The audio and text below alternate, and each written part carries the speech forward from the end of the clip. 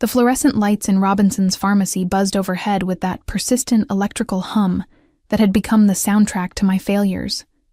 I stood at the counter, my hand trembling as I held Gabrielle's prescription, the small white paper feeling impossibly heavy between my fingers. The pharmacist, a middle-aged woman with reading glasses perched on her nose and sympathy in her eyes, had just delivered the words that made my stomach drop. "I'm sorry, Ms. Coleman, but your insurance was terminated. The total will be $437. $437. The number echoed in my mind, each digit a small knife. I had exactly $63 in my checking account. My last paycheck from Morrison Financial had been 2 weeks ago, the day before they'd escorted me out of the building like a criminal. The day before my entire carefully constructed life had collapsed. There must be some mistake, I heard myself say, though I knew there wasn't. My voice sounded distant, unfamiliar. I had coverage through my employer. According to our system, the policy was canceled on the 10th. The pharmacist's tone remained professional, but I could see the discomfort in the way she adjusted her glasses, looked away, then back at me. "You can apply for the manufacturer's assistance program, but that takes 3 to 6 weeks to process." 3 to 6 weeks. Gabrielle didn't have 3 to 6 weeks. The insulin pump we'd managed to get her 6 months ago had malfunctioned last Tuesday, and until I could afford the replacement, she needed the fast-acting insulin. Without it, her blood sugar would spike dangerously. I'd already stretched our current supply beyond what was safe, rationing doses, checking her levels obsessively through the night. "I need it today," I said, and I hated how my voice cracked on the last word. "My daughter, she's only 8, she's diabetic, and without the insulin." "I understand, ma'am. I really do." The pharmacist glanced at the growing line behind me, 5 people deep, all pretending not to listen while obviously absorbing every word of my humiliation.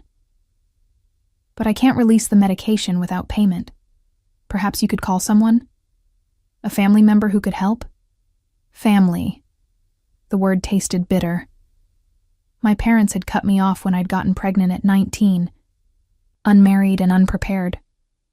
My sister lived in Seattle with her perfect husband and perfect children, and we'd barely spoken in 5 years.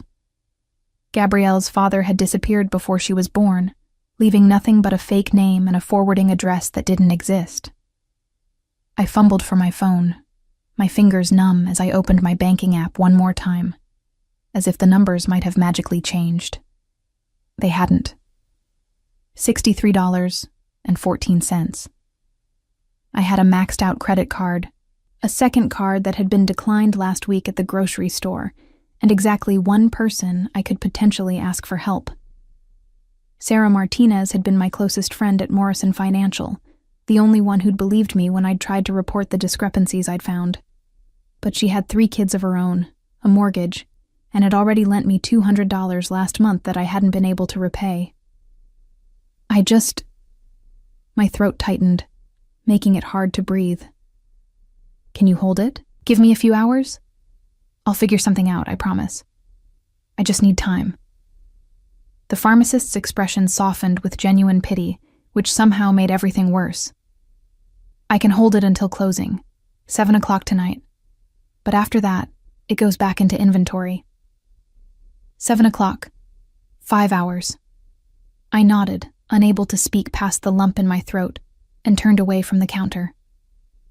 The prescription paper crumpled in my fist as I walked toward the exit, my vision blurring with tears I refused to let fall. Not here. Not in front of all these strangers witnessing my failure as a mother. The October wind hit me as I pushed through the pharmacy's automatic doors, cold enough to cut through my thin jacket. I'd sold my good winter coat 3 days ago at a second-hand shop for $40, money that had gone to keeping our electricity from being shut off. Gabrielle's school jacket was already too small for her growing frame, and I had no idea how I'd afford a new one before winter truly arrived. I stood on the sidewalk, paralyzed by indecision. The city moved around me in its usual relentless rhythm. People hurried past, wrapped in their own concerns, their own lives. Cars flowed by in an endless stream. The world kept turning, indifferent to the fact that mine was crumbling. My phone rang, jolting me out of my spiraling thoughts. I glanced at the screen. Parkside Elementary. My heart lurched. I answered before the second ring. "Ms. Coleman?" The school nurse's voice was calm, practiced at delivering concerning news without causing immediate panic. "Gabrielle's blood sugar is reading at 340. I've given her water and had her rest in my office, but she says she felt dizzy during PE. When did she last have her insulin?" 340. Normal was between 80 and 120. I'd given her half a dose this morning, trying to make what we had left stretch until I could somehow get the prescription filled. "This morning," I managed. "I'm working on getting her prescription refilled now." "Okay." A pause, loaded with unspoken concern. "I'll keep her here for the rest of the day and monitor her levels. But Ms. Coleman, if they go much higher, I'll need to call an ambulance." "No!" The word came out too sharp, too desperate. An ambulance meant the emergency room. The ER meant bills we couldn't pay, and potentially Child Protective Services asking questions about why my daughter's diabetes wasn't being properly managed. "No, I'll have the insulin by pickup time. 3:15, I promise." Another pause. "All right, I'll see you then." The call ended, and I stood there staring at my phone, at my reflection in its darkened screen. 33 years old, and I looked at least 40. Dark circles under my eyes from too many sleepless nights. Hair that needed cutting, pulled back in a messy ponytail. The blazer I'd worn to every job interview since my termination, the one I'd thought made me look professional and competent, was starting to pill at the elbows. I'd done everything right, worked 2 jobs to put myself through community college, gotten certified in accounting, landed a position at Morrison Financial, a mid-sized investment firm in downtown, saved every penny I could, built a small life for Gabrielle and me, not glamorous, but stable, safe. And then I'd noticed the irregularities, transactions that didn't match the client statements, money moving through accounts in patterns that made no sense. At first, I'd thought it was just errors, maybe system glitches. But the more I'd looked, the more I'd found. Millions of dollars flowing through shell companies with addresses that led to empty storefronts. When I'd reported it to my supervisor, David Brennan, he'd told me I was mistaken, that I didn't understand how high-level investment structures worked. When I'd persisted, when I'd documented everything and prepared to go to the compliance department, I'd been called into HR. "Your performance has been unsatisfactory," they'd said, presenting me with written warnings I'd never received, client complaints I'd never heard about, errors in my work that I knew I hadn't made. "We're letting you go, effective immediately." 2 weeks later, I'd seen the news story. Morrison Financial under investigation for money laundering. Federal agents had seized records. David Brennan's photo on the screen, along with 3 other executives I'd seen at company meetings. But my name wasn't mentioned. The whistleblower protection I'd been counting on hadn't materialized because I'd been fired before the story broke, my complaints dismissed as the whining of a disgruntled employee. And now I was here. Unemployed, blacklisted in my industry, standing outside a pharmacy unable to afford the medication that kept my daughter alive. I started walking. No real destination in mind, just needing to move. The business district surrounded me, tall glass buildings reflecting the gray October sky. Well-dressed professionals hurried past, talking on phones, clutching coffee cups from the expensive cafe on the corner. I'd been one of them once, not that long ago. Robinson's Pharmacy sat on the ground floor of the Russo building, a sleek high-rise that housed luxury condos and upscale retail. I'd never paid much attention to it before. It was just convenient, 3 blocks from my apartment, with later hours than the chain drugstore across town. I circled back, unable to go home empty-handed, unable to move forward. The pharmacy's glass front allowed me to see inside, Watch people come and go with their purchases in small white bags. Such simple transactions. Such mundane evidence of functioning lives. "Ma'am?" A security guard had materialized beside me, young and uncomfortable. "You can't loiter here." "I'm not loitering. I'm just—" What was I doing? Standing on a public sidewalk, staring at a pharmacy like it held the answers to my imploding life. I'm going. But I couldn't make my feet move, because if I left, if I went home, I'd have to face Gabrielle when she came home from school. I'd have to look into her trusting 8-year-old eyes and explain why Mommy couldn't get her the medicine she needed. Why Mommy had failed at the most basic responsibility a parent had. The security guard shifted uncomfortably. "Look, I don't want to cause problems, but what's the issue here?" The voice came from behind me, deep and authoritative, with an edge that made the security guard immediately straighten. I turned, and found myself looking up at a man who seemed to have stepped out of a different reality than the one I currently inhabited. Tall, probably 6'2" or 6'3", with dark hair styled with casual precision. He wore a charcoal suit that probably cost more than 3 months of my former salary, tailored so perfectly it seemed to have been painted on. But it was his eyes that caught me, dark and intense, studying me with an attention that made me feel suddenly exposed. "No issue, Mr. Russo," the security guard said quickly. "Just asking this lady to move along." "Mr. Russo." The name clicked into place.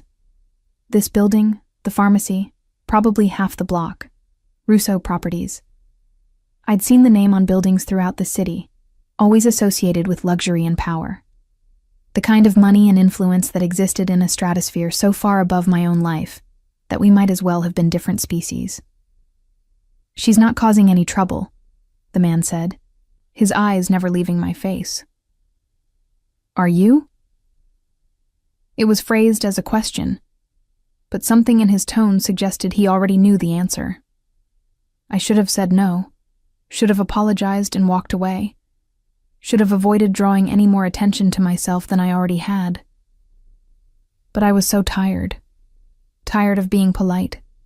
Tired of pretending everything was fine. Tired of bearing the weight of our survival alone.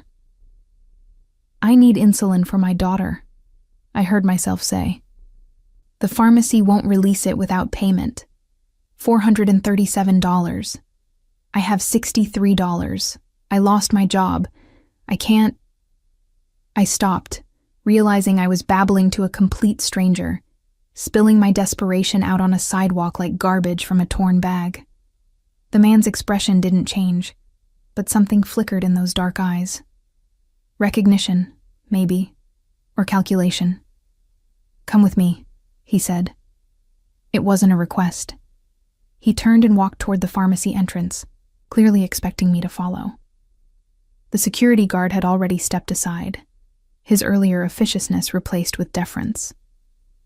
I hesitated for only a moment before following. What did I have to lose at this point? Pride. I'd left that at the pharmacy counter. Dignity? That had disappeared with my job. The man held the door open for me, a gesture of courtesy that felt oddly out of place given the circumstances. Inside, he walked directly to the pharmacy counter, bypassing the line of waiting customers without acknowledging them. The pharmacist's eyes widened as she saw him.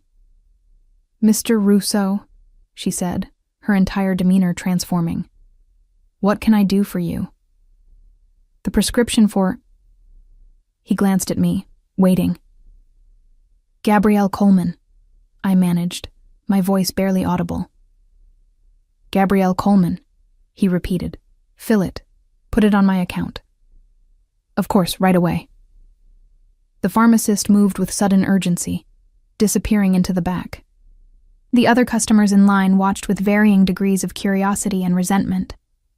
I stood frozen, not quite able to process what had just happened. "You don't have to," I started. "It's done," he said simply. Then, studying me with that same intense focus, "You worked at Morrison Financial." It wasn't a question. My heart stuttered. How did you... I make it my business to know things. He leaned against the counter with casual confidence, but his eyes remained sharp, watchful. You were the one who found the discrepancies, the whistleblower they tried to bury. My mouth went dry. I don't know what you're talking about. A slight smile touched his lips, nothing warm or friendly in it. Grace Coleman, 8 years at Morrison Financial, certified accountant, single mother. Terminated 2 weeks before the story broke. Coincidentally, I'm sure. The way he said my name, with such complete certainty, such total knowledge of my life, should have terrified me. Instead, I felt something else. A spark of something I hadn't felt in weeks. Anger. If you know so much, then you know I can't pay you back, I said, lifting my chin. Not for a while. Maybe not ever. So whatever you want. What I want, he interrupted smoothly, is to ensure that your daughter gets the medication she needs. Consider it an investment. An investment in what? In you. The pharmacist returned before I could respond, holding a white paper bag. Here you are, Ms. Coleman. There's a month's supply, plus a prescription for the replacement insulin pump supplies. Dr. Martinez's office faxed over the authorization. A month's supply. The pump supplies I hadn't even tried to request, because I knew we couldn't afford them. I took the bag with shaking hands, feeling its weight, the tangible proof of my daughter's continued survival. Thank you, I whispered. Don't thank me yet, Giovanni Russo said, and something in his tone made me finally look directly at him. We need to talk. About Morrison Financial, about David Brennan, and about why your testimony is going to be crucial in the case I'm building. Case? The FBI is investigating Morrison Financial for money laundering. But the accounts you discovered? They weren't just laundering money. They were cleaning funds for the Volkov organization, Russian Mafia operating in my territory. His voice remained conversational, but steel ran beneath it. You noticed their operation. You documented it. That makes you the most valuable witness in a case that's been 3 years in development. The pharmacy seemed to tilt around me. Russian Mafia, FBI case, witness. These were words from movies, from news stories about other people's lives. Not mine, never mine. I can't, I said. I have Gabrielle. I can't put her in danger. She's already in danger, Giovanni said flatly. The moment you started documenting those transactions, you became a threat. Do you really think David Brennan had you fired just to protect his career? He was protecting his Russian partners. And they don't leave loose ends, Ms. Coleman. The medication bag crinkled in my grip. What do you want from me? Your testimony, your documentation, everything you know. He straightened, somehow seeming even taller. In exchange, I'll provide protection for you and your daughter. A place to stay, security, medical care, everything you need. Why? The question came out sharper than I intended. Why would you do this? What's in it for you? His smile returned, cold and calculating. The Volkov organization has been encroaching on my business interests for 2 years. Marcus Volkov, their leader, is ambitious and careless. He's drawing federal attention to areas I prefer to keep quiet. By helping the FBI take him down, I eliminate a rival and position myself as a cooperating citizen. Everyone wins. Except David Brennan and the Russians. Except them, he agreed. I should have said no. Should have taken the medication and run, disappeared, changed our names, started over somewhere far away. But I was so tired of running, tired of being afraid, tired of watching my daughter suffer because I couldn't provide the basics. And there was something else. Something in Giovanni Russo's dark eyes that promised he always got what he wanted. If I said no, Would he still let me walk out with the medication? Or would this brief reprieve transform into a different kind of trap? I need to think about it, I said. Think quickly, he replied. The FBI wants to move on this by the end of the month. And Ms. Coleman?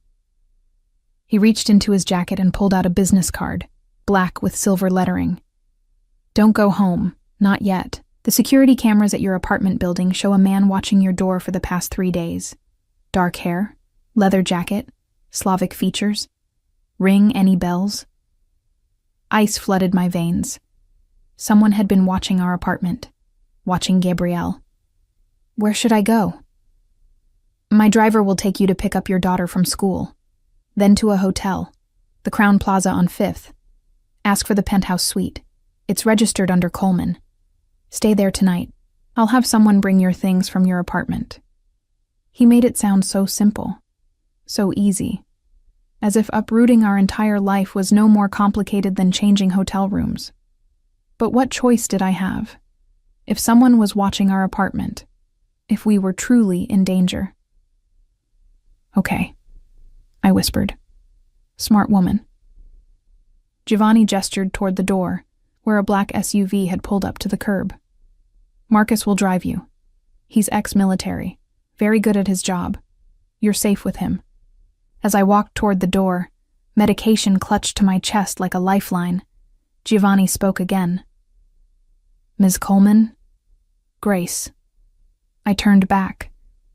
His expression had shifted slightly, something almost human breaking through the calculated control. I meant what I said. I'll change your life, both of your lives. But you need to trust me. Trust. Such a simple word for such an impossible ask. But as I climbed into the SUV, as we pulled away from the pharmacy and headed toward Parkside Elementary to collect my daughter, I realized I'd already made my choice. I'd chosen survival. The Crown Plaza penthouse was obscene in its luxury. Floor-to-ceiling windows overlooked the city, the skyline glittering like scattered diamonds against the darkening October sky.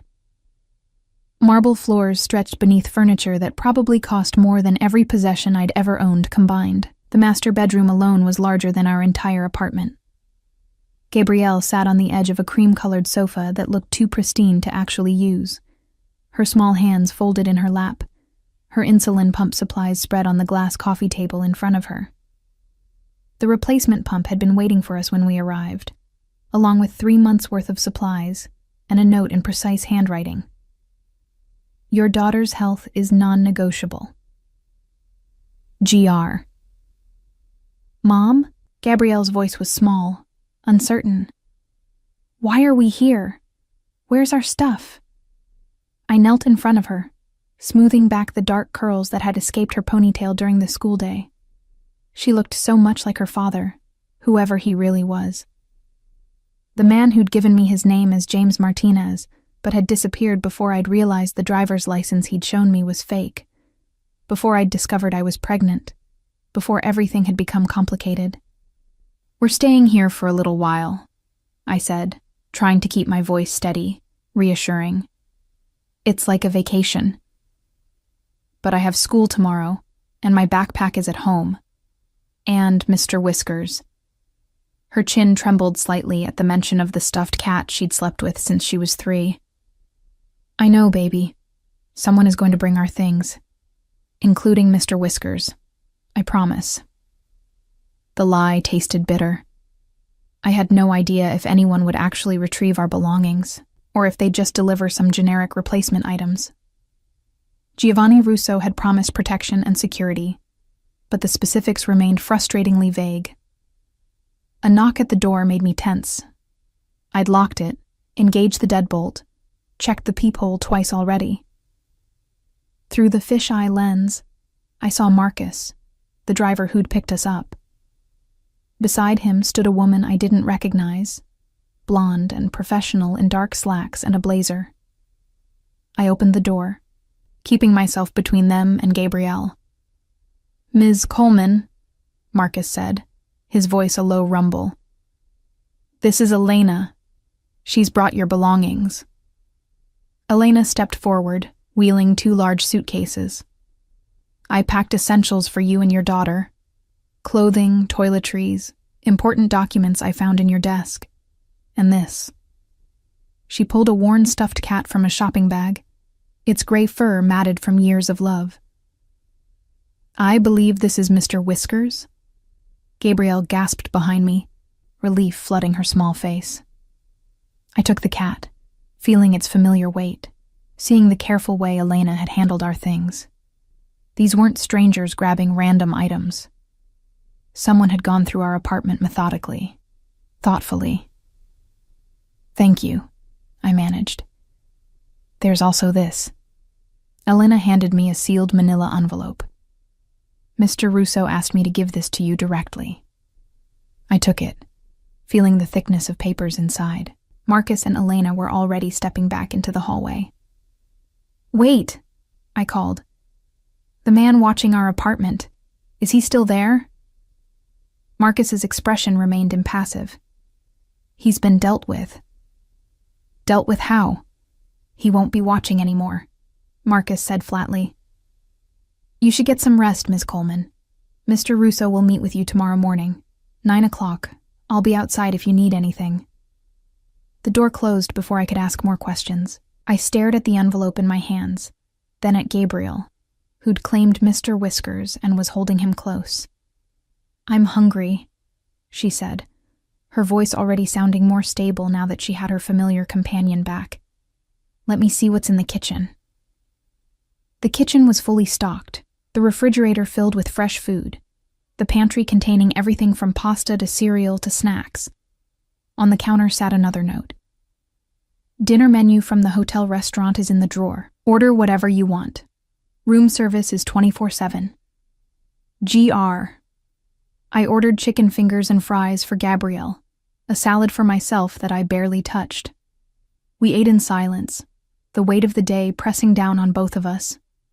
After dinner, I ran her a bath in the massive marble bathroom, helped her test her blood sugar, 147, finally back in a reasonable range, and gave her the proper dose of insulin. She fell asleep quickly in the king-sized bed, Mr. Whiskers tucked under her arm, her breathing deep and even. I sat beside her for a long time, watching the rise and fall of her small chest, feeling the magnitude of what I'd agreed to settle over me like a heavy blanket. Only when I was certain she was deeply asleep did I open the manila envelope.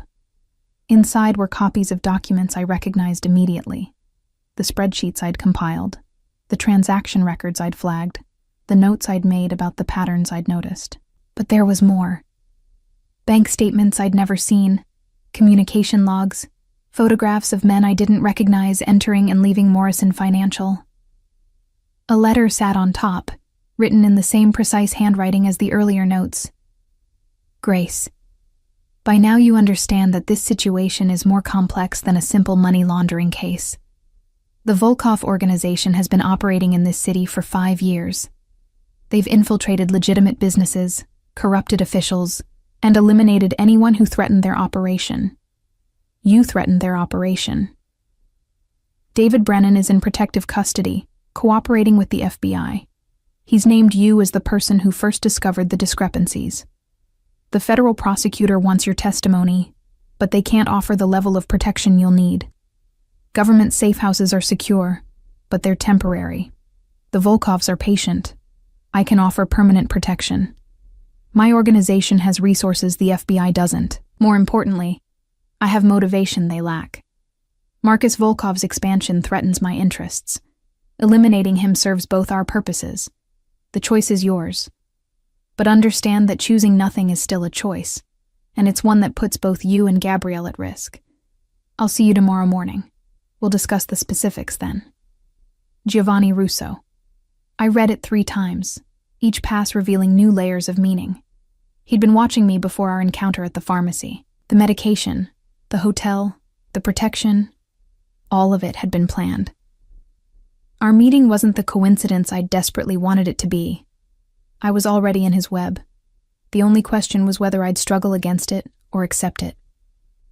My phone buzzed, making me jump. An unknown number, a text message. "Don't trust Russo. He's using you. A friend. My heart hammered as I stared at the screen. Who could have my number?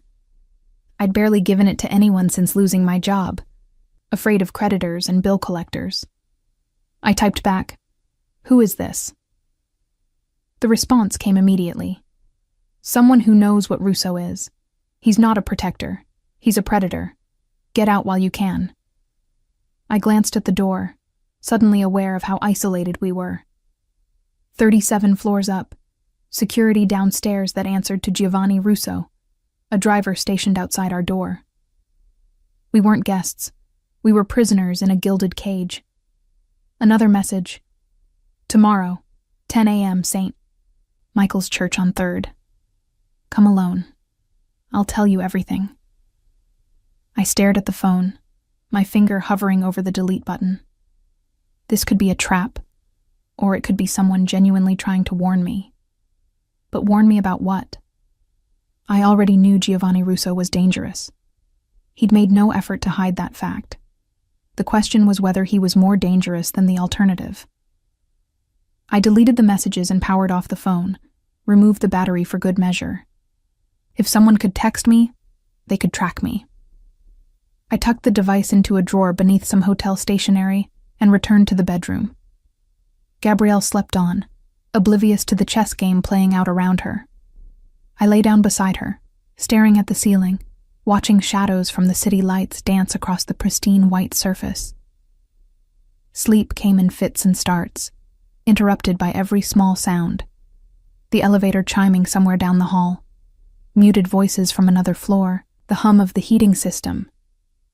Each noise sent adrenaline through my system, my body on high alert even as exhaustion pulled at me. At some point, I must have truly fallen asleep, because I woke to sunlight streaming through windows I'd forgotten to close and Gabrielle shaking my shoulder. "Mom, someone's at the door." I jerked upright, disoriented. The bedside clock read 8:30. I'd slept later than I had in months. I grabbed my phone from the nightstand. No, that wasn't my phone. My phone was in the drawer. This was a new device, sleek and black, sitting where my old one should have been. The knock came again, polite, but insistent. I pulled on the hotel robe and went to the door. Through the peephole, I saw Elena, the woman from last night, holding a garment bag. "Ms. Coleman?" Her voice was muffled through the door.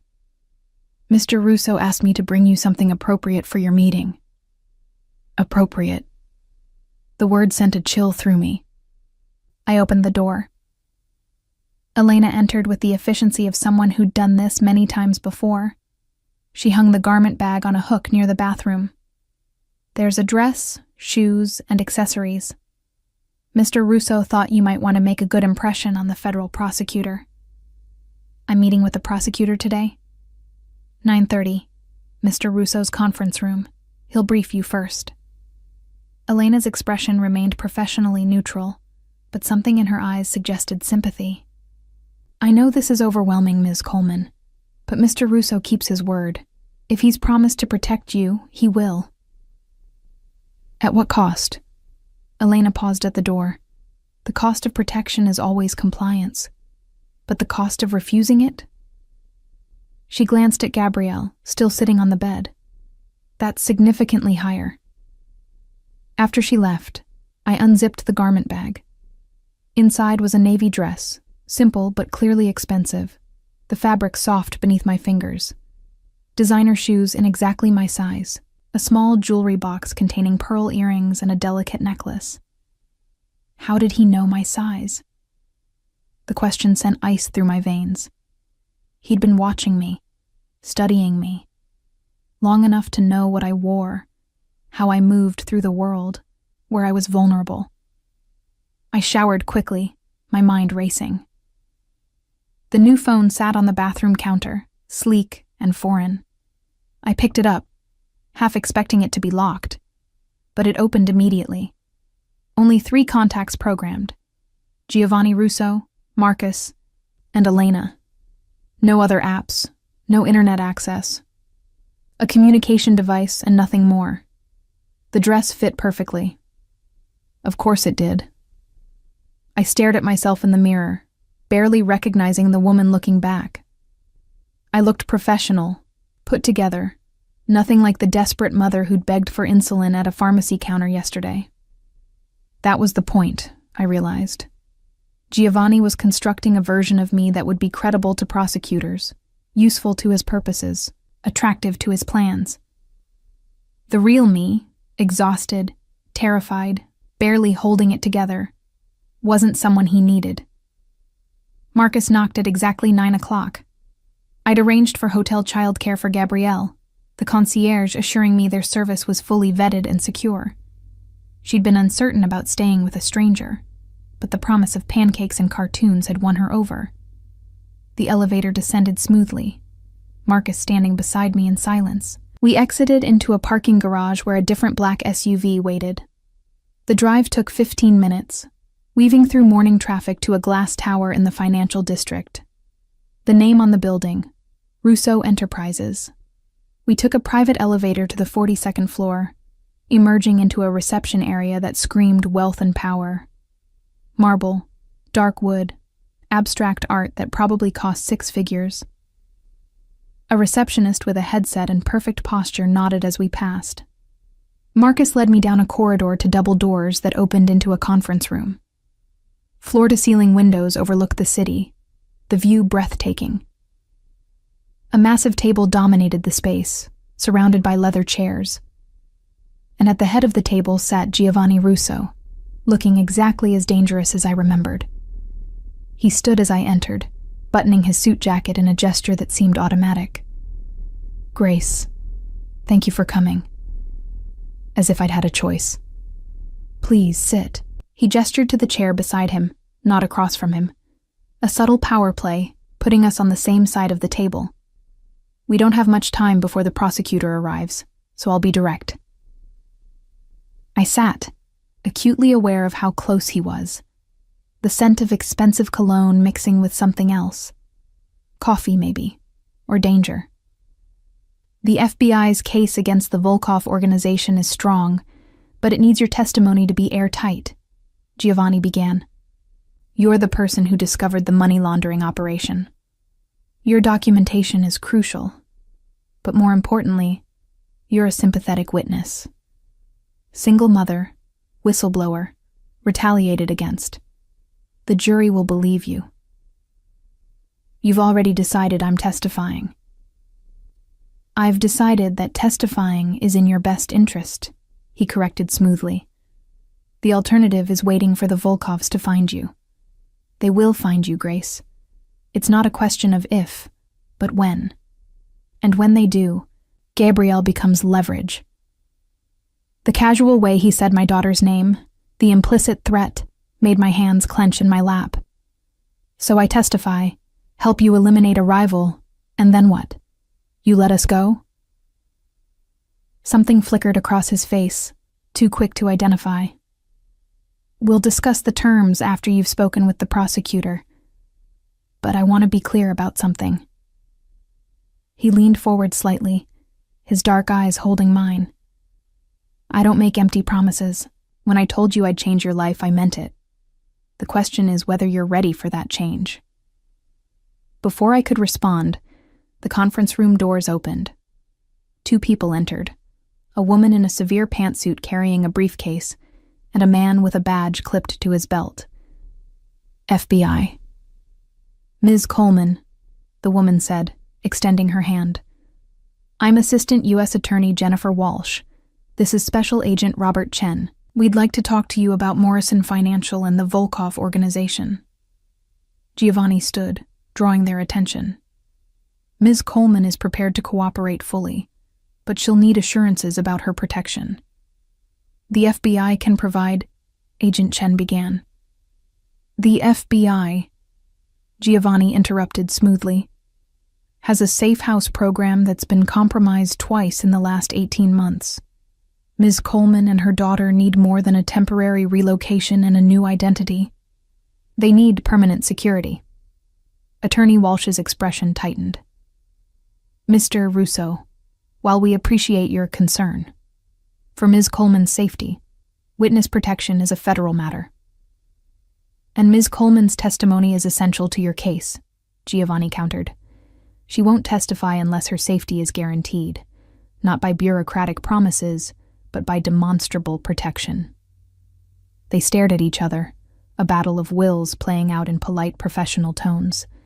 I sat frozen, watching my life being negotiated like a business deal. Finally, Attorney Walsh turned to me.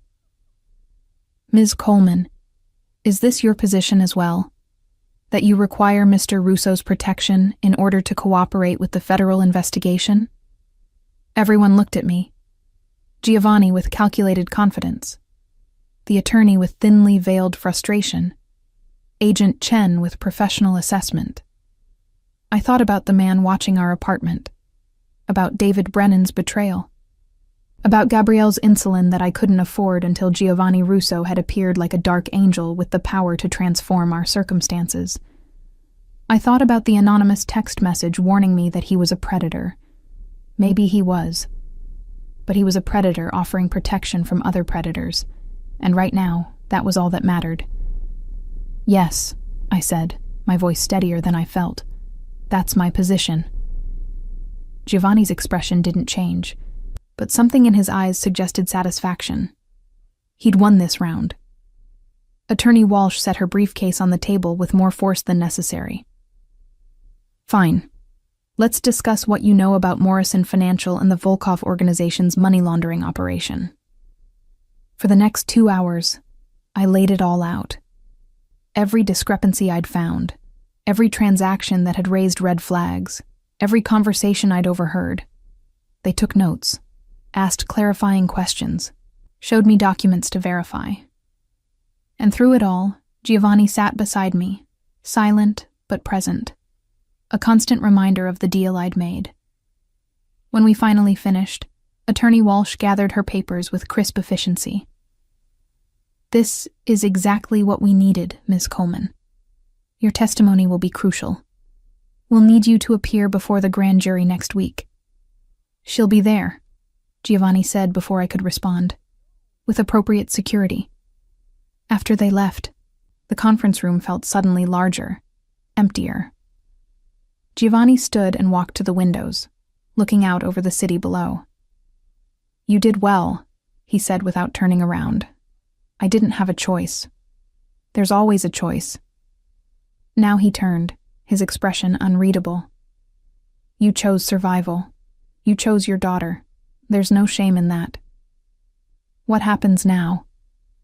Now? He walked back toward me, each step measured, controlled. Now we ensure the Volkovs understand that you're under my protection. That touching you would be a declaration of war. How do you do that? His smile was cold, calculated.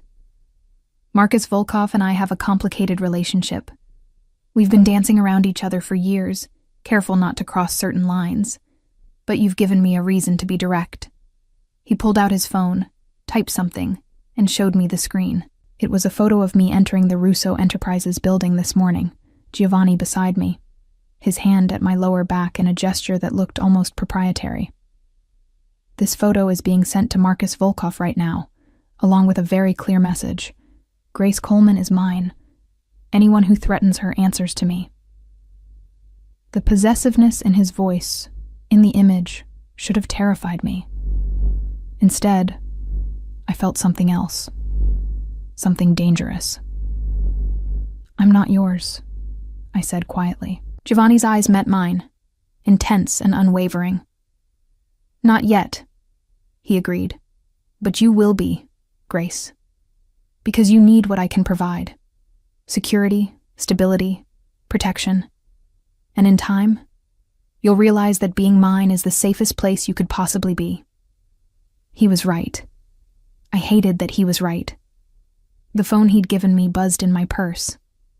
I pulled it out, seeing a message from Elena. Gabrielle is asking for you. Everything is fine, but she'd like you to come back soon. I need to get back to my daughter. Of course. Giovanni gestured toward the door, where Marcus had materialized as if summoned by telepathy. Marcus will take you, But Grace? I paused at the door.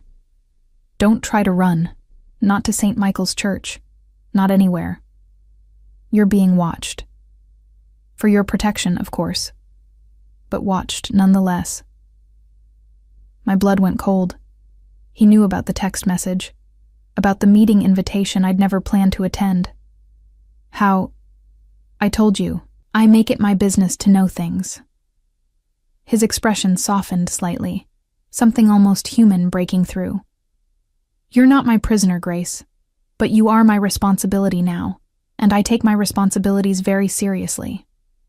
I left without responding, Marcus silent beside me as we rode the elevator down.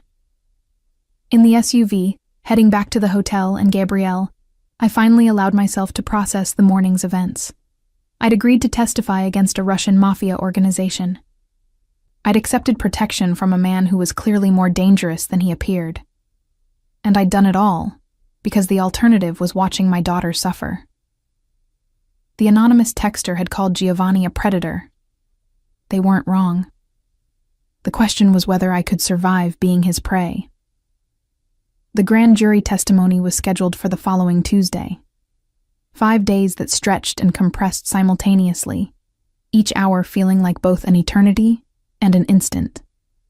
Giovanni had moved us from the hotel to a townhouse in an upscale neighborhood, the kind of place with tree-lined streets and doormen who knew everyone's name. More secure, Marcus had explained as he'd driven us there. Easier to monitor who comes and goes. The townhouse was smaller than the penthouse, but still absurdly luxurious. 3 bedrooms, a kitchen with appliances I didn't know how to use, a living room with furniture that looked like it belonged in a museum. Gabrielle had her own room for the first time in her life, painted a soft lavender with a canopy bed that made her gasp with delight. Elena had become a constant presence, arriving each morning with fresh groceries, scheduling Gabrielle's doctor appointments, even arranging for a tutor since we'd pulled her from school. Temporary safety measure, Elena had assured me, until after the testimony.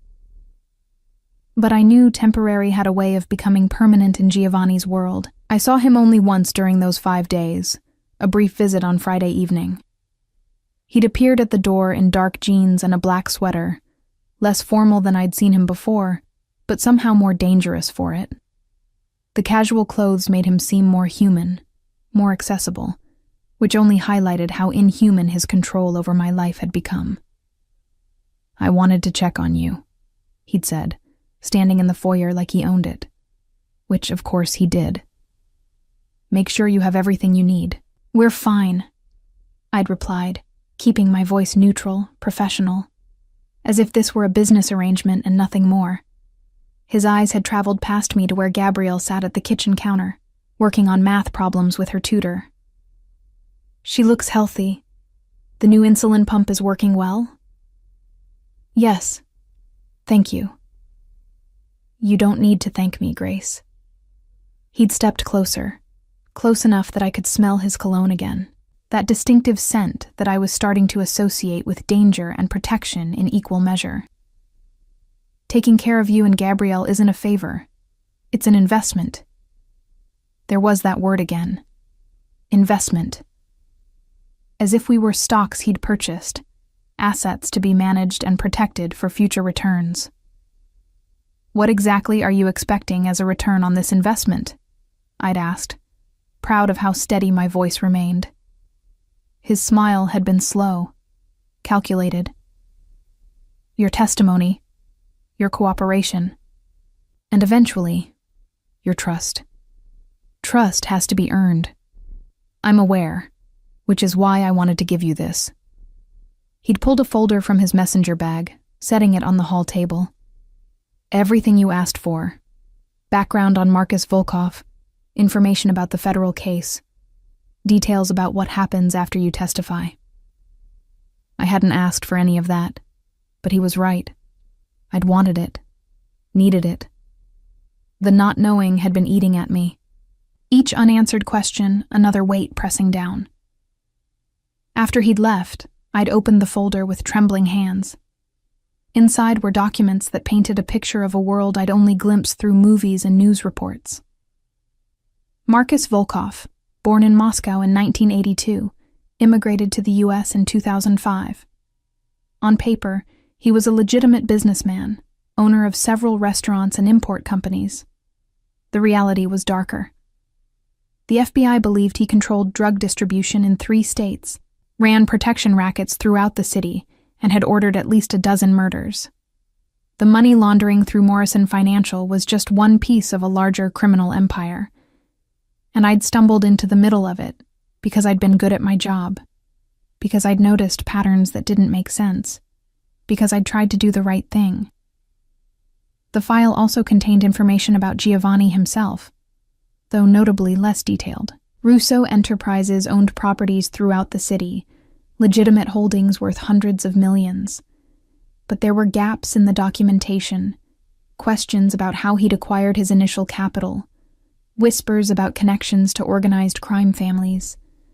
He'd included that deliberately, I realized, letting me see the shadows in his past, acknowledging what he was without explicitly confirming it, a gesture of transparency that was somehow more unsettling than if he'd hidden it completely. Now, 5 days later, I sat in another conference room in the federal courthouse, Attorney Walsh across from me, running through my testimony one final time. "The grand jury will ask about specific transactions," she said, her tone all business. "Stick to the facts. Don't speculate about what the money was for or who it belonged to. Just describe what you found and what you reported.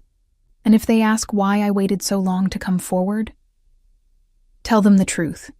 You reported the discrepancies to your supervisor immediately. You were fired in retaliation.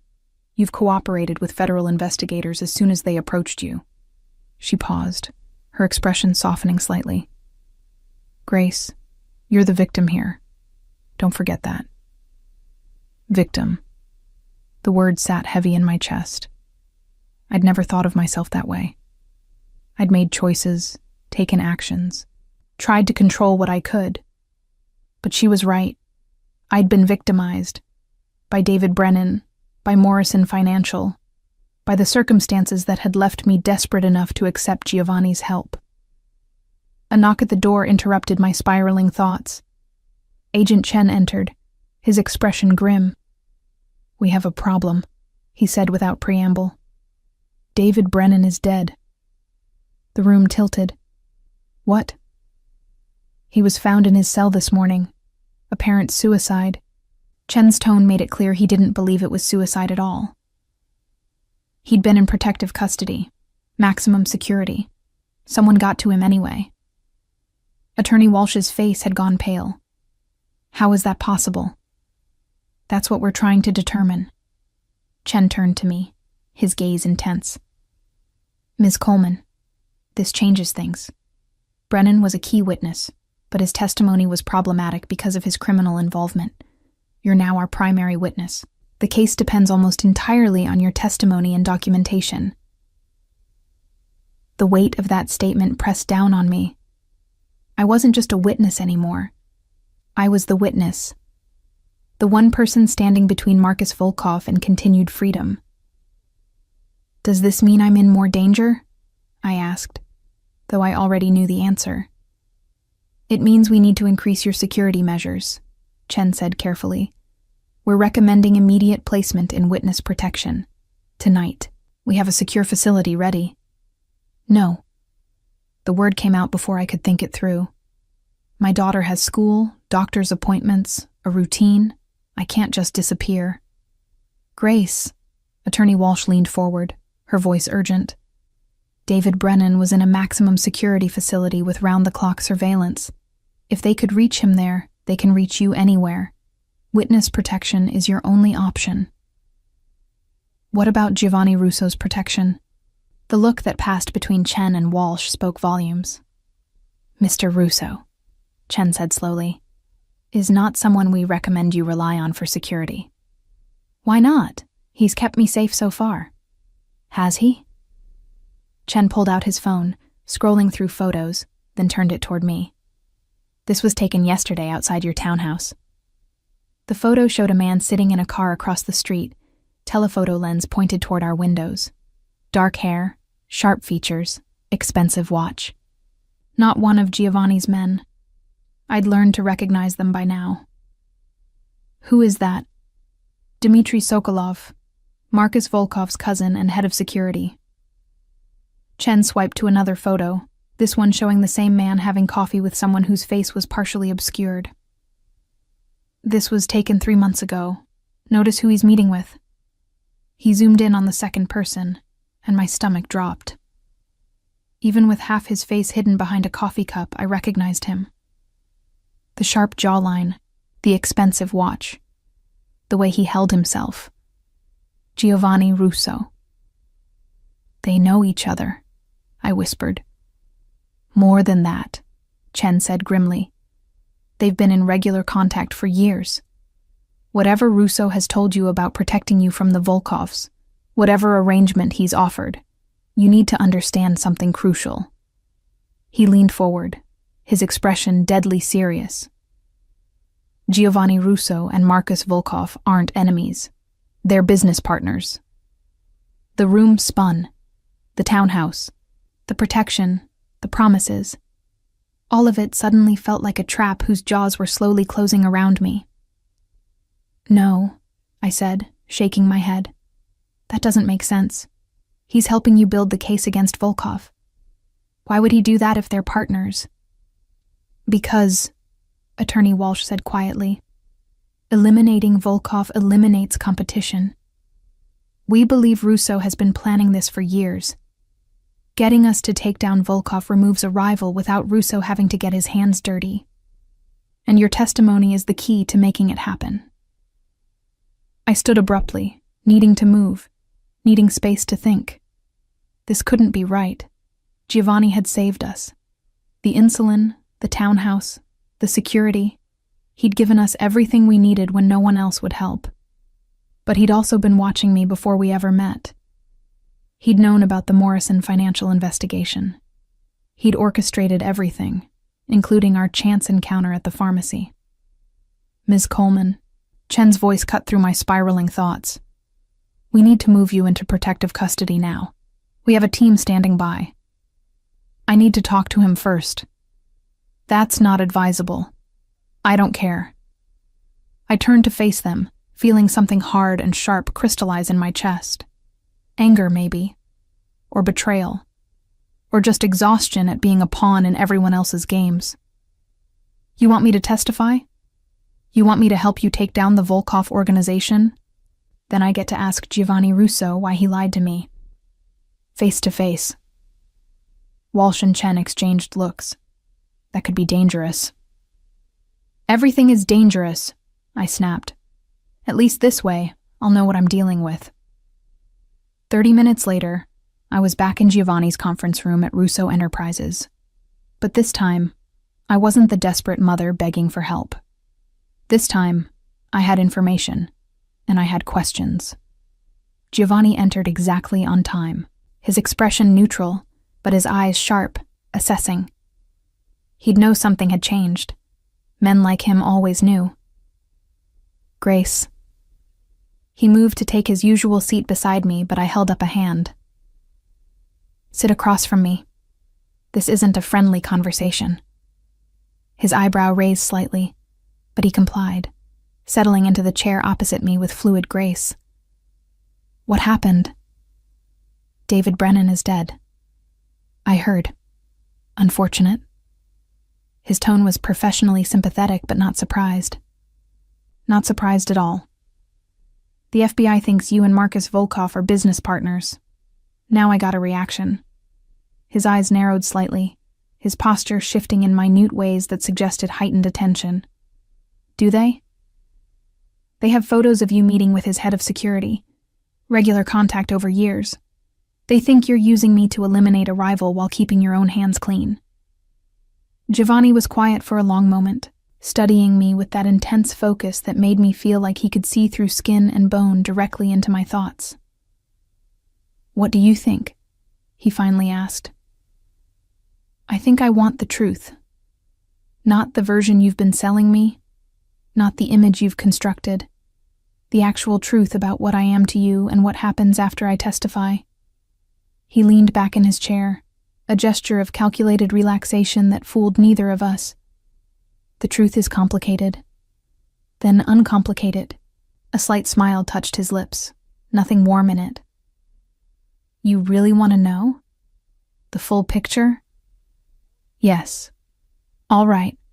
He stood, walking to the windows, his back to me as he spoke. Marcus Volkov and I have known each other for 6 years. We've had business dealings, mostly territorial agreements about who operates where. We're not friends, but we've maintained a professional relationship. So the FBI is right. You're partners.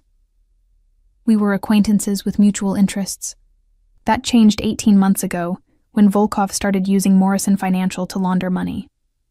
That firm handles investments for 3 of my legitimate businesses. By using it for money laundering, Volkov drew federal attention to accounts I needed to keep clean. He turned back to face me, his expression hard. I don't appreciate other people's criminal activity contaminating my legitimate operations, Grace. So, yes, I've been building a case to eliminate him.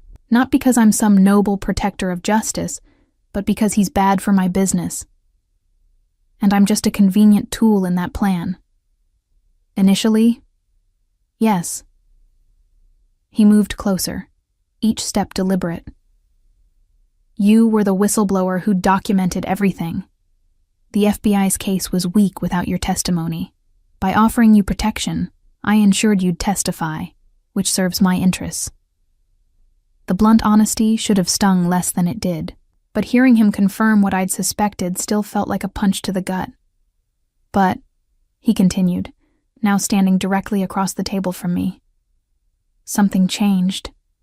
You weren't what I expected. What did you expect? Someone desperate enough to be easily manipulated. Someone who'd testify, and then disappear into witness protection, grateful for whatever scraps of security the FBI could provide. His eyes held mine. But you're not that person. You're stronger than you realize. Grace. You stood up to your employer when it would have been easier to stay quiet. You've been protecting your daughter against impossible circumstances.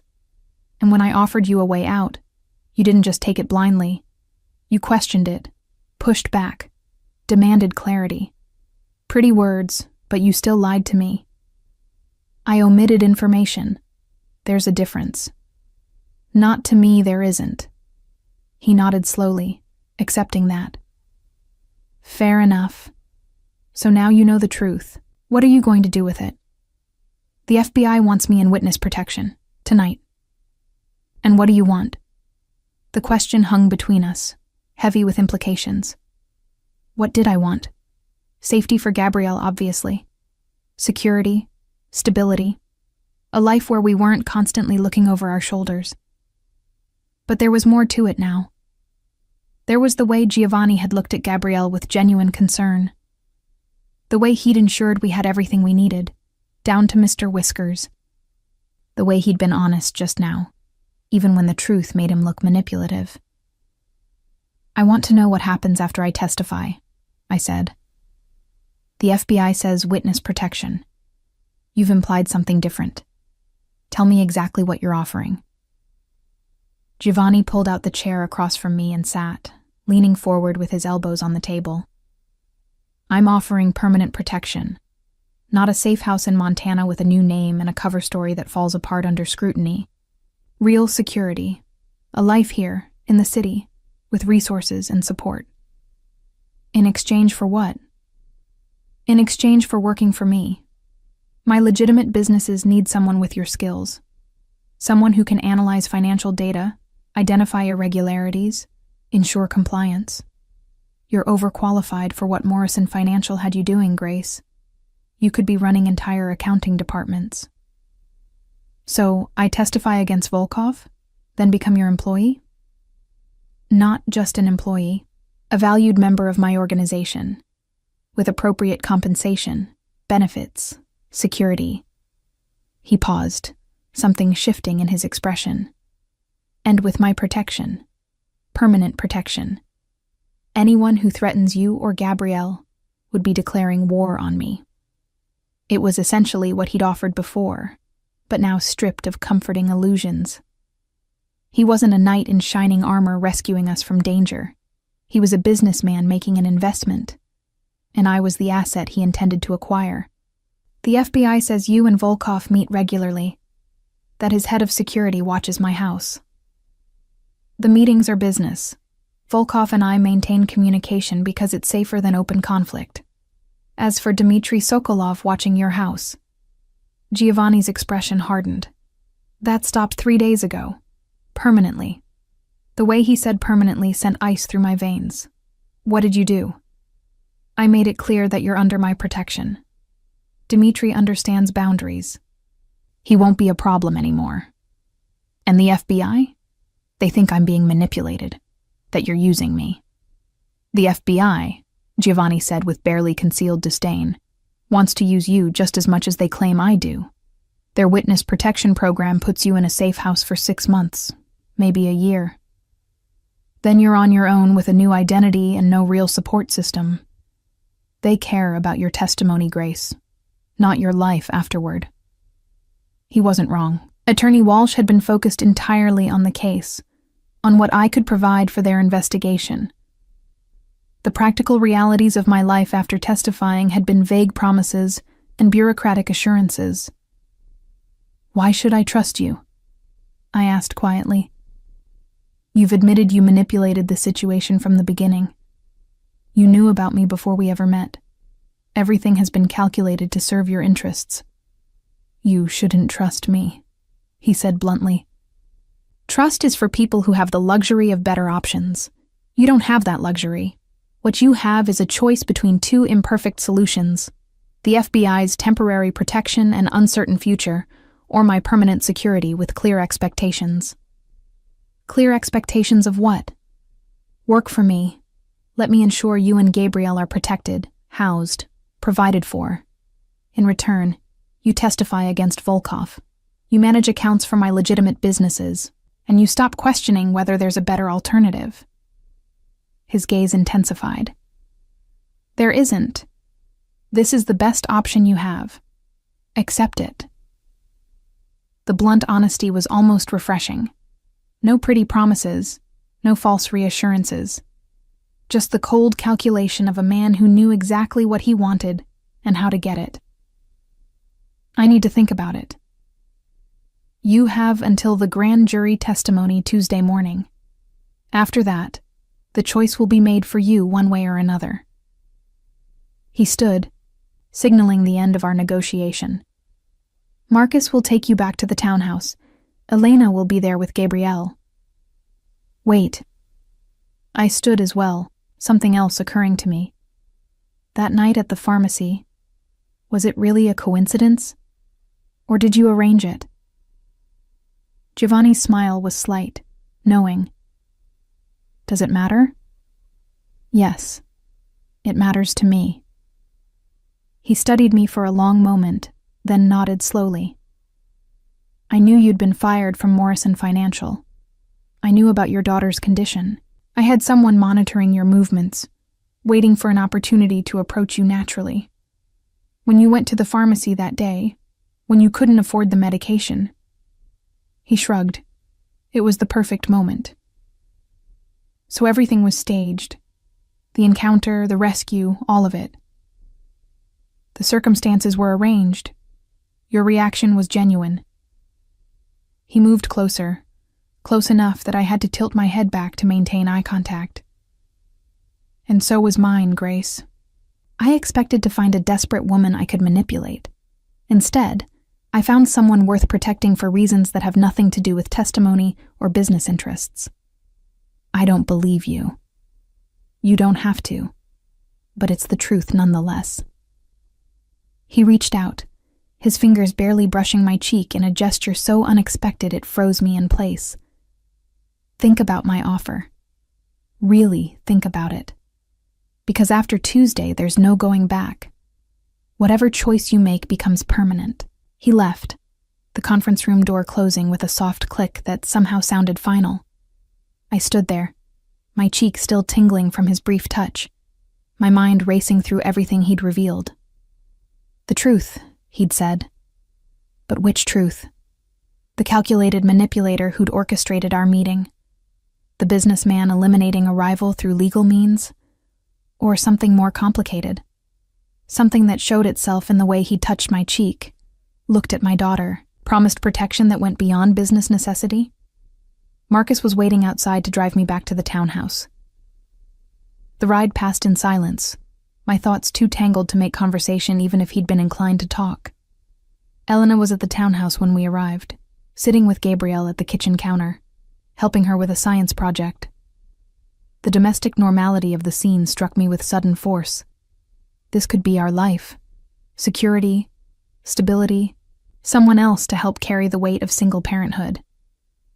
All I had to do was accept that the man offering it was dangerous, manipulative, and had his own agenda that I'd never fully understand. "Mom!" Gabrielle looked up, her face bright with excitement. "Elena is helping me build a volcano. We're going to make it erupt tomorrow." "That's wonderful, baby." I moved to kiss the top of her head, breathing in the familiar scent of her strawberry shampoo. Whatever else was complicated, this was simple. Protecting her, providing for her, ensuring she had a life worth living. That night, after Gabrielle had fallen asleep and Elena had left, I sat in the living room and finally allowed myself to cry. Not the quiet tears I'd shed in the pharmacy, not the frustrated anger from the conference room. Real, ugly sobbing that came from somewhere deep and broken inside. I cried for the life I'd lost, the security I'd thought I'd built. I cried for the impossible choice in front of me, and I cried because some part of me, some traitorous, desperate part, wanted to accept Giovanni's offer, not just because it was practical, but because he'd made me feel protected in a way I'd never felt before. The phone he'd given me buzzed. A text from Giovanni. "Take whatever time you need, but know this. I don't make the same offer twice." I stared at the message for a long time before deleting it. Tuesday morning was 3 days away. 3 days to decide whether to trust a man who'd manipulated me from the start, or take my chances with a government program that saw me as a case file rather than a person. 3 days to choose my prison, because whatever I decided, I understood now that I'd be giving up my freedom either way. The only question was, which cage came with better amenities? Sunday morning arrived with unexpected snow, the first of the season. I stood at the townhouse window, watching fat flakes drift past the glass, thinking about how weather could transform everything so quietly. The city looked softer under its white blanket, less dangerous, almost peaceful. Gabrielle pressed her nose against the window beside me, her breath fogging the glass. "Can we go outside? Make a snowman?" "Not today, sweetheart." "Why not? It's Sunday. We always do fun things on Sunday." Always. The word carried weight it shouldn't have. Our Sundays used to consist of walks to the free museum, peanut butter sandwiches in the park, small pleasures that cost nothing. Now we lived in a townhouse worth millions, but we couldn't step outside without security clearance. "Maybe later," I said, the lie tasting bitter. Marcus appeared in the doorway, phone in hand. "Mr. Russo would like to take you and Gabrielle to brunch. His car will be here in 30 minutes. It wasn't a request. It never was. "Tell him we're not," I started, but Gabrielle's excited squeal cut me off. "Brunch! Can I wear my new dress? The blue one Elena bought me?" I looked at my daughter's face, bright with excitement at the prospect of an outing, and felt my resistance crumble. She'd been cooped up in this townhouse for days, her tutor and Elena her only companions besides me. A few hours in a restaurant with other people, with normalcy, even if that normalcy was manufactured by Giovanni Russo. How could I deny her that? "Fine," I told Marcus. 30 minutes. The restaurant was in a historic hotel downtown, the kind of place with vaulted ceilings and crystal chandeliers, where the silverware probably cost more than my monthly rent used to be. Giovanni waited in a private dining room, dressed casually in dark slacks and a charcoal sweater, looking annoyingly perfect despite the early hour. "Grace, Gabrielle," He smiled at my daughter, and I hated how genuine it seemed. I'm glad you could join me. Gabrielle, who'd been shy around him during his previous brief visits, seemed to have overcome her hesitation. Mr. Russo, did you see the snow? It's the first snow I've seen all year. I did see it. Beautiful, isn't it? He pulled out a chair for her, then one for me, a gesture of old-world courtesy that felt both natural and calculated. I thought we could enjoy it together. After brunch, there's an indoor ice skating rink nearby. Private lessons available, if you're interested. Gabrielle's eyes went wide. Really? Mom, can I? Please? I wanted to say no. Wanted to refuse this transparent attempt to win my daughter's affection, to make himself indispensable in her eyes as well as mine.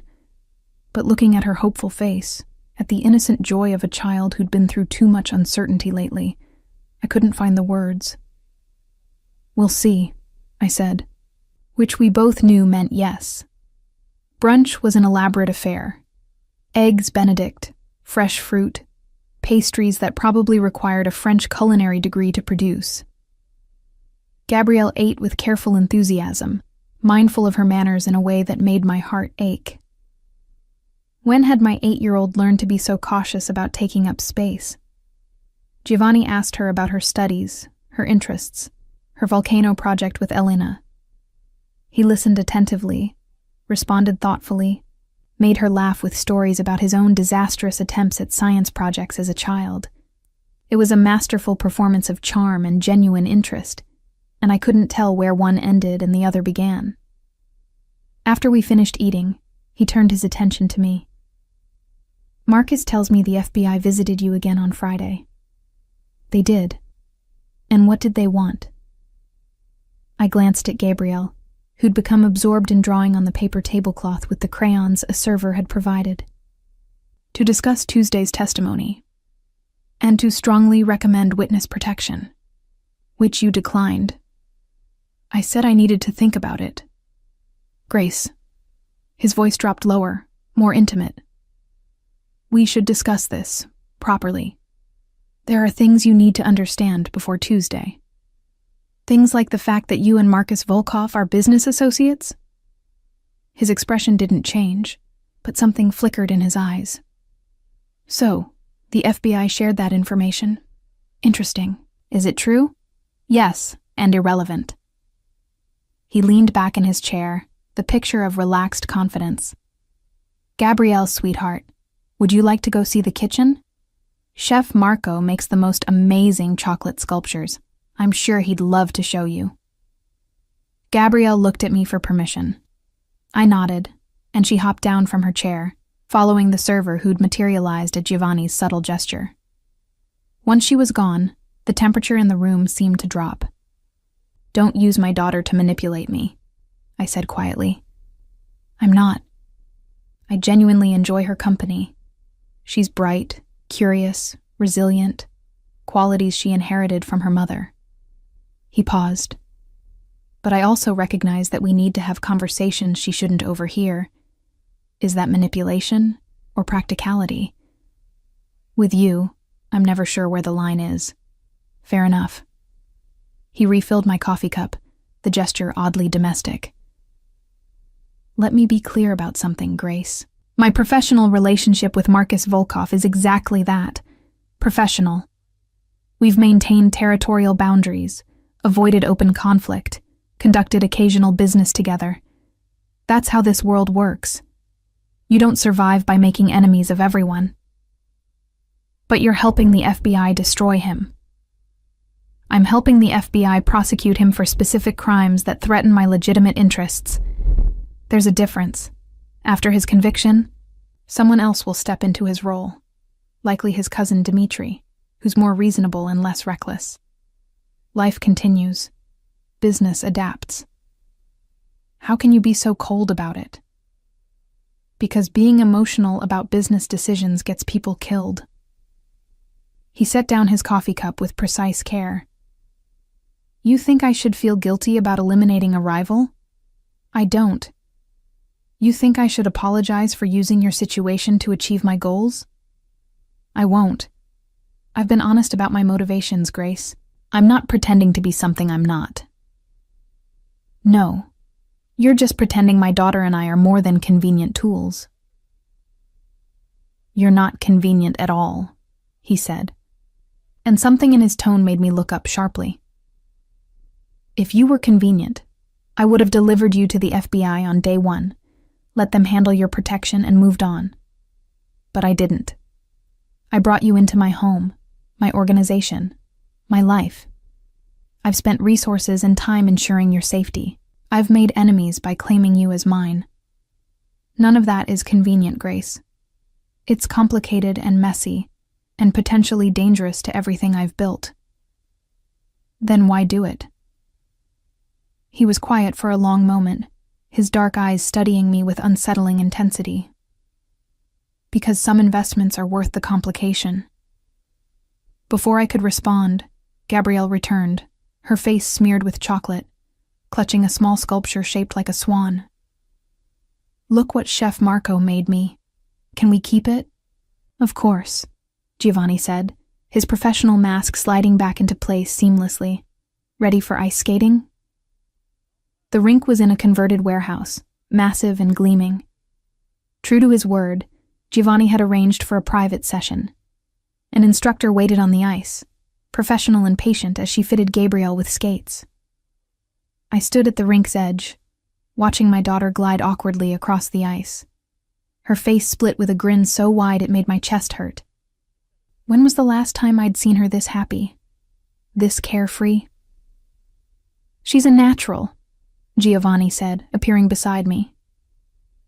He'd changed into skates himself, moving with the kind of easy athleticism that suggested he'd grown up on the ice. You don't have to do this, I said. The restaurant, the skating, the gifts. You've made your point. I understand what you're offering. Do you? He gestured toward the ice. Come skate with me. We'll talk. I don't know how to skate. I'll teach you. It's easier than you think. Something about the way he said it, the quiet confidence, made me nod despite my better judgment.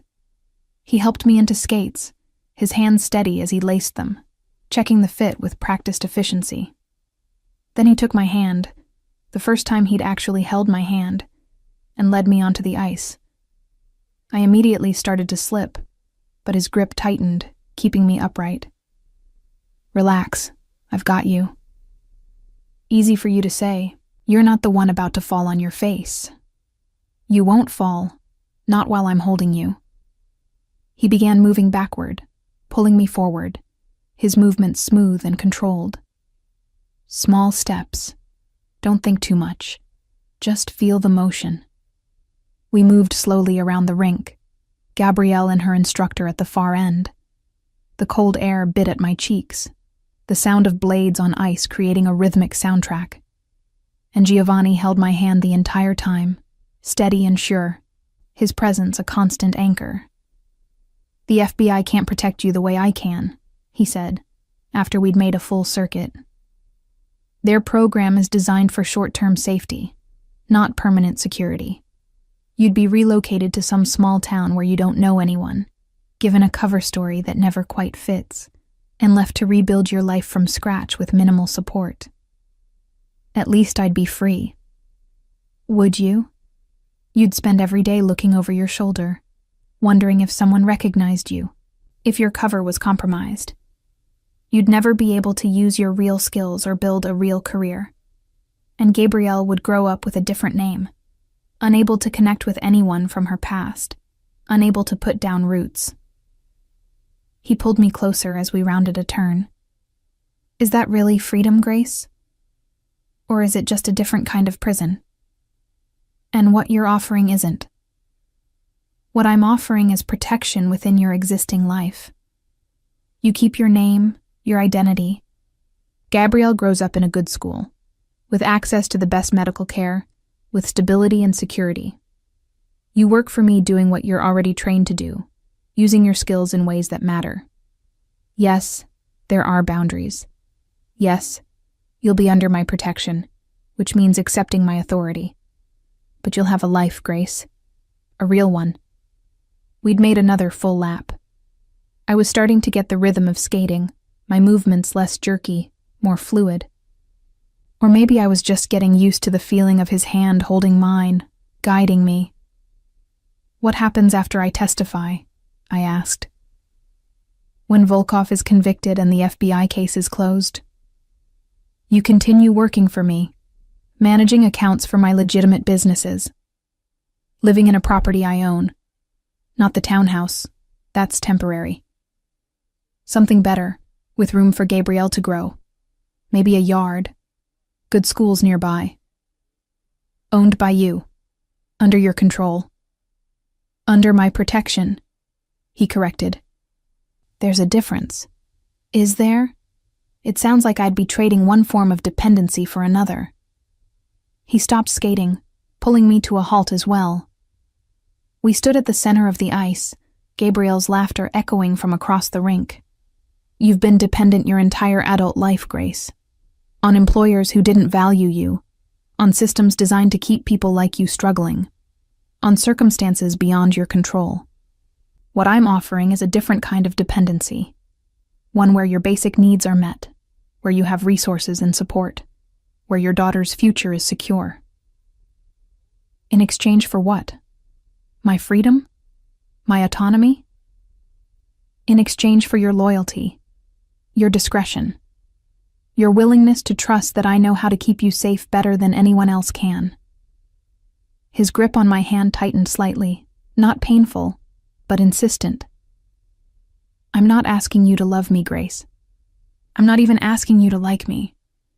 I'm asking you to recognize reality and choose the option that gives you the best possible future. You make it sound so simple. Because it is simple. Everything else is just emotion and fear clouding your judgment. Gabrielle skated over, slightly wobbly but proud. Mom, did you see? I did a whole lap by myself. I saw, baby. You were amazing. I pulled her into a hug, grateful for the interruption. Giovanni checked his watch. We should go. I have something else to show you. The drive took 20 minutes, heading into a residential neighborhood I didn't recognize. Tree-lined streets, beautiful old homes set back from the road, the kind of area where people planted gardens and knew their neighbors. The SUV pulled up in front of a Victorian house, painted soft gray with white trim, a small front yard dusted with snow. What is this? I asked. Your future home, if you accept my offer. Giovanni opened his door, gesturing for us to follow. The house was stunning. Hardwood floors, updated kitchen, 3 bedrooms upstairs, a finished basement, a yard with a swing set already installed. Every room had been furnished with care, not ostentatious luxury, but comfortable quality. Gabrielle's room was painted her favorite shade of purple, with a reading nook by the window and shelves waiting for books. The neighborhood has an excellent public school, 3 blocks away, Giovanni said as we toured the second floor. There's a park 2 streets over with a playground. The kitchen has been stocked. I had Elena help with the furniture and decorating, but if you want to change anything, just say so. I stood in the master bedroom, looking out the window at the snowy yard below, feeling something dangerous unfurl in my chest. Hope, maybe. Or the beginning of surrender. Why? I asked, my voice barely above a whisper. Giovanni came to stand beside me, close enough that I could feel the heat radiating from him. Because you deserve stability, Grace. You and Gabrielle both deserve a home that's yours, a place where you can build a life. This isn't charity. You'll earn this through your work for me. But it's also not contingent on that alone. Then what's it contingent on? On you accepting that you're mine to protect now. He turned to face me fully, his expression more open than I'd seen it. I told you I don't make empty promises. When I said I'd change your life, I meant it. This is how I keep that promise. By giving you security, stability, a future. All you have to do is stop fighting against the inevitable and accept what I'm offering. And if I say no? If I choose witness protection instead? His jaw tightened slightly. Then you choose wrong, and I can't protect you from the consequences of that choice. It wasn't a threat, exactly, more a statement of fact. If I entered witness protection, I'd be outside his sphere of influence. Whatever happened to me after that wouldn't be his responsibility. Gabrielle's voice echoed from downstairs, calling for me to come see something she'd found in the basement. Giovanni and I stood there, the air between us heavy with unspoken implications. I need to think, I said finally. Then think. You have until Tuesday morning. But Grace? He reached out, his fingers brushing my cheek in an echo of that gesture from the conference room. Stop thinking about what you're giving up, and start thinking about what you're gaining. Sometimes the smart choice isn't the one that makes you feel free. It's the one that keeps you alive. That night, back at the townhouse, I sat in Gabrielle's room and watched her sleep. She looked so peaceful, so innocent, unaware of the impossible decision weighing on me. The house Giovanni had shown me would be perfect for her. Good schools, safe neighborhood, stability she'd never had before. All I had to do was accept that it came with strings attached. Strings in the form of a dangerous man who saw me as an investment, who'd manipulated our meeting, who wanted my loyalty and cooperation in exchange for security. My phone buzzed. A text from Giovanni. The house is yours regardless of your decision. You and Gabrielle deserve a home. The rest we can figure out as we go. I stared at the message for a long time. It was the closest thing to softness he'd shown. A gesture that suggested maybe, possibly, he cared about more than just his business interests. Or maybe it was just another calculated move in a game I still didn't fully understand. Either way, I was tired of fighting, tired of being afraid, tired of watching my daughter suffer because I couldn't provide what she needed. I typed back, I'll testify on Tuesday. After that, we'll discuss the terms of my employment with Russo Enterprises. His response came immediately. Smart choice. Get some rest. Marcus will drive you to the courthouse Tuesday morning. I set the phone aside and crawled into bed beside Gabrielle, pulling her sleeping form close. Tomorrow was Monday, the day before everything changed. The day before I officially stopped running and started accepting that Giovanni Russo had been right all along. Some prisons came with better amenities than others, and if I was going to be trapped either way, I might as well choose the cage with a yard, good schools, and a man who promised to protect us at any cost. Even if that man was dangerous enough to make the promise credible. The grand jury testimony took 3 hours. I sat in a windowless room, facing 12 strangers, and recounted every detail of what I'd found at Morrison Financial. The transactions, the patterns, the shell companies with addresses that led nowhere. Attorney Walsh guided me through the testimony with practiced efficiency, presenting documents I'd compiled months ago, evidence I'd thought would save my career instead of ending it. Through it all, I felt Giovanni's presence like a physical weight, even though he wasn't in the room.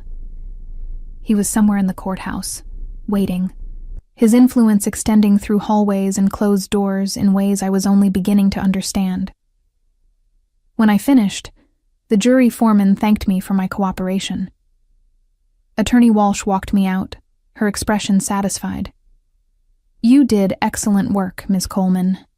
This testimony, combined with Brennan's documentation, should be enough for an indictment. Should be? Will be, she corrected, catching herself. The evidence is overwhelming. Marcus Volkov will be arrested within the week.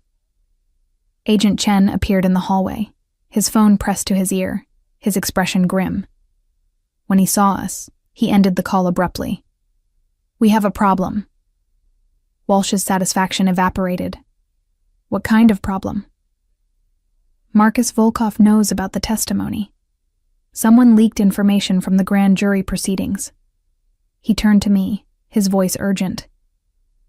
Ms. Coleman, we need to move you into protective custody immediately. Volkov's organization will be looking for you. My stomach dropped. How could they know already? The testimony was sealed. Someone on the inside is feeding them information, Walsh said, her professional mask cracking slightly to show genuine concern. Grace, Agent Chen is right. You need to go now. My daughter is at the townhouse with Elena. We'll collect her, Chen said, but you can't go back there. It's not safe. Before I could respond, Marcus appeared at the end of the hallway, his large frame moving with surprising speed. Ms. Coleman needs to come with me. Mr. Russo is waiting. Chen stepped between us. Ms. Coleman is under federal protection now. She's coming with us. With all due respect, Agent Chen, federal protection is what got David Brennan killed. Marcus's voice remained calm, but his hand moved subtly toward his jacket. Mr. Russo has a secure location ready. Ms. Coleman's daughter is already on her way there. Ice flooded my veins. What do you mean she's already on her way? I didn't authorize anyone to move Gabrielle.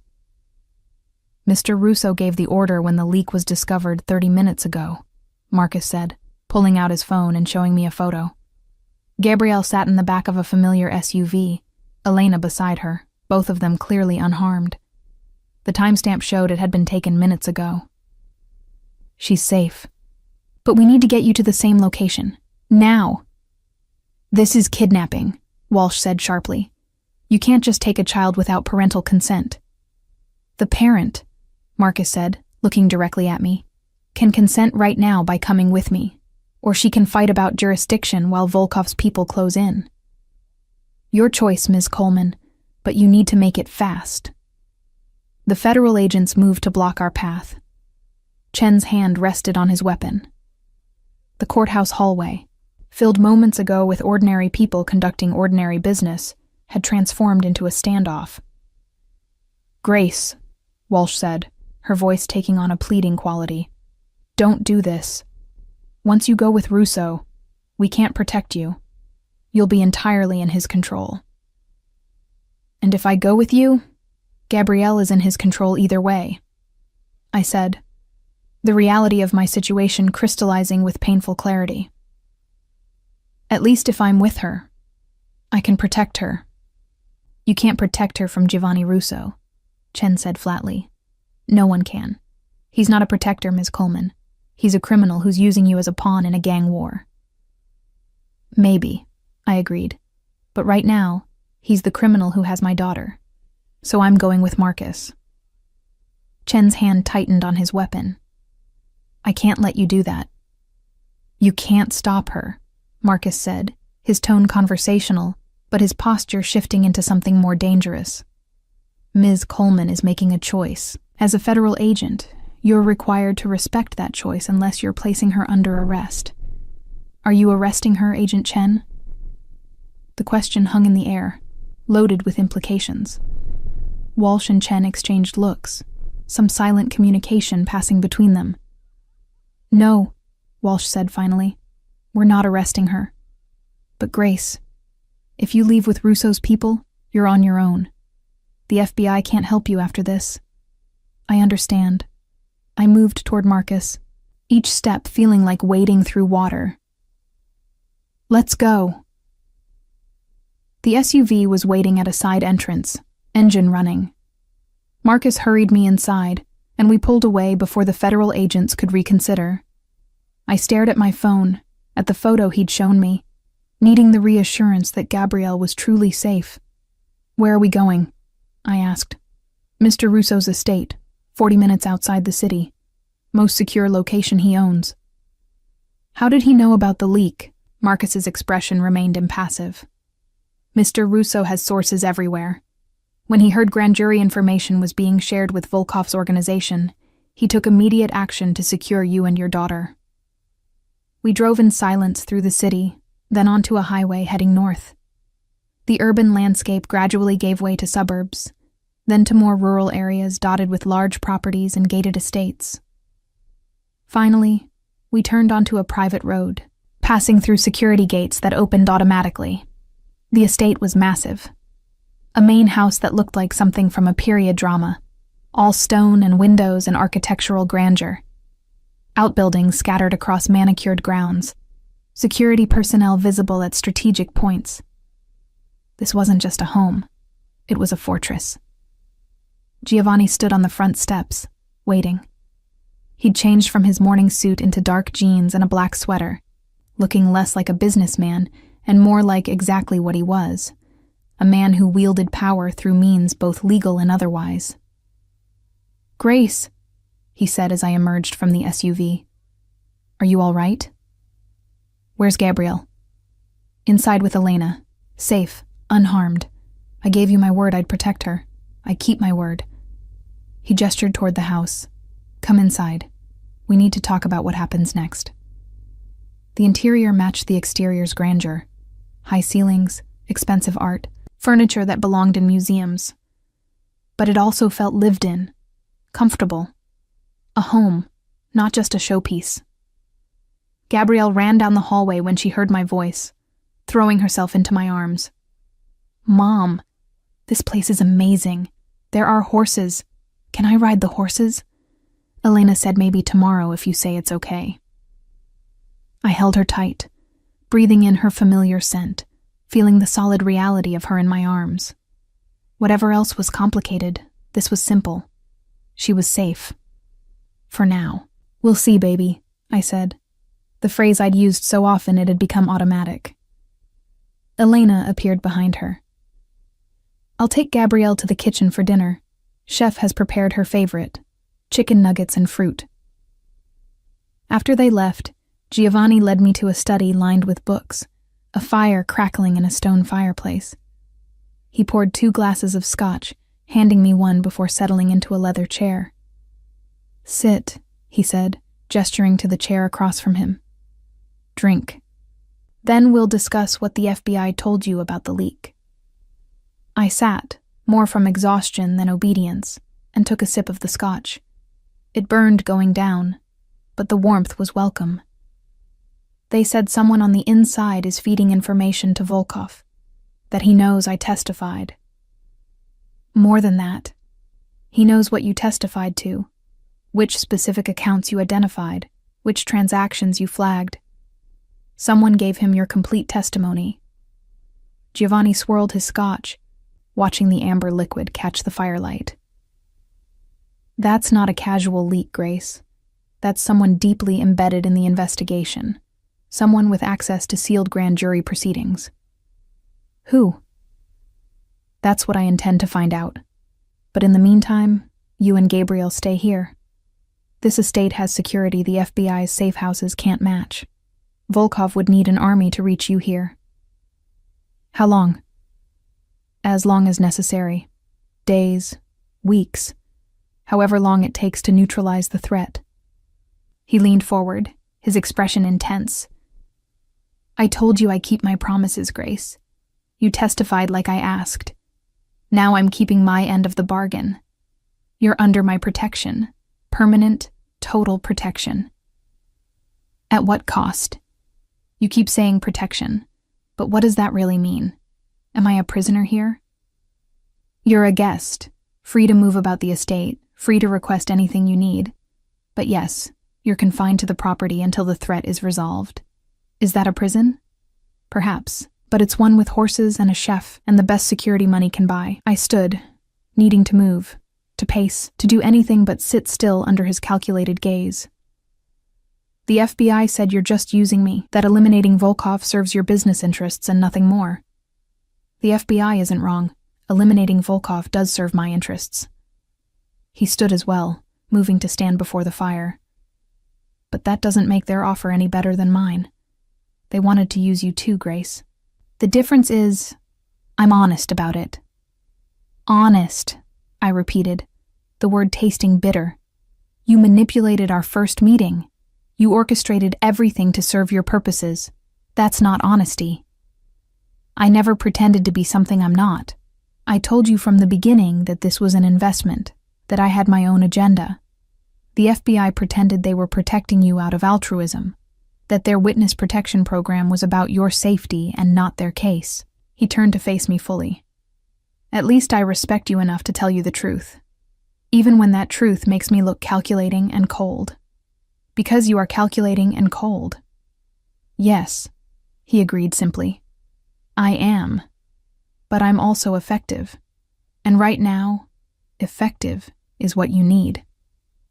A knock at the door interrupted whatever I might have said. One of Giovanni's men entered, his expression grim. Sir, we have a situation. Dmitry Sokolov just arrived at the front gate. He's requesting to speak with you. Giovanni's expression hardened. Alone? With 2 men. He says it's urgent. About Ms. Coleman. My heart hammered. Dmitry Sokolov, Marcus Volkov's cousin, his head of security. The man whose photo Agent Chen had shown me. Proof of Giovanni's connection to the Volkov organization. Let him in, Giovanni said. Show him to the west parlor. No weapons past the entrance. 2 of my men in the room at all times. After the guard left, Giovanni turned to me. Go upstairs. Stay with Gabriel. Don't come down until I send for you. What does he want? That's what I intend to find out. But Grace? His voice stopped me at the door.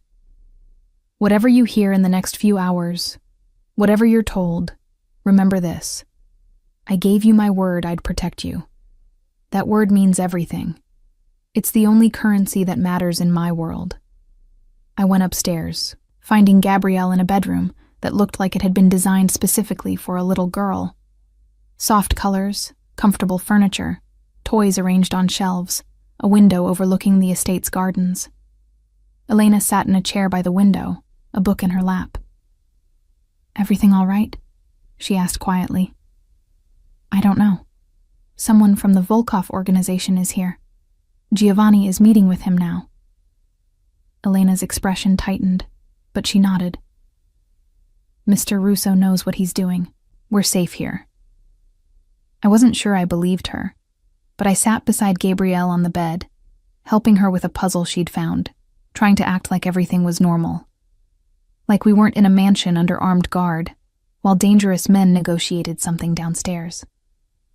An hour passed, then another. Gabrielle eventually fell asleep, exhausted by the day's events. I carried her to the bed, tucking her in with the care that came from years of single motherhood. A soft knock made me turn. Giovanni stood in the doorway, his expression unreadable. Walk with me, he said quietly. We went to a terrace overlooking the grounds, the night air cold against my face. Security lights illuminated the perimeter, and I could see guards stationed at intervals, their presence both comforting and unsettling. What did Dmitry want? I asked. To deliver a message from Marcus Volkov. Giovanni's hands gripped the terrace railing, his knuckles white. He knows you testified. He knows what you said. And he's offering a deal. What kind of deal? He drops the contract on you, lets you live in peace, in exchange for me backing off the federal investigation. Convince you to recant your testimony, claim you were mistaken about what you found. Without your testimony, the case falls apart. My stomach turned. And if you refuse? Then he targets everyone associated with you, starting with your daughter. Giovanni's voice remained controlled, but fury simmered beneath it. He's trying to use Gabrielle as leverage to force my hand. What did you tell him? He turned to face me, his dark eyes reflecting the security lights. I told him that threatening you or your daughter is the same as declaring war on me, that I'll burn his entire organization to the ground before I let him touch either of you, and that if he's smart, he'll take what's coming from the feds and serve his time quietly, because the alternative is significantly worse. You threatened him. I promised him, Giovanni corrected. There's a difference. Threats are empty words. Promises are guarantees. What does that mean for us? For Gabrielle and me?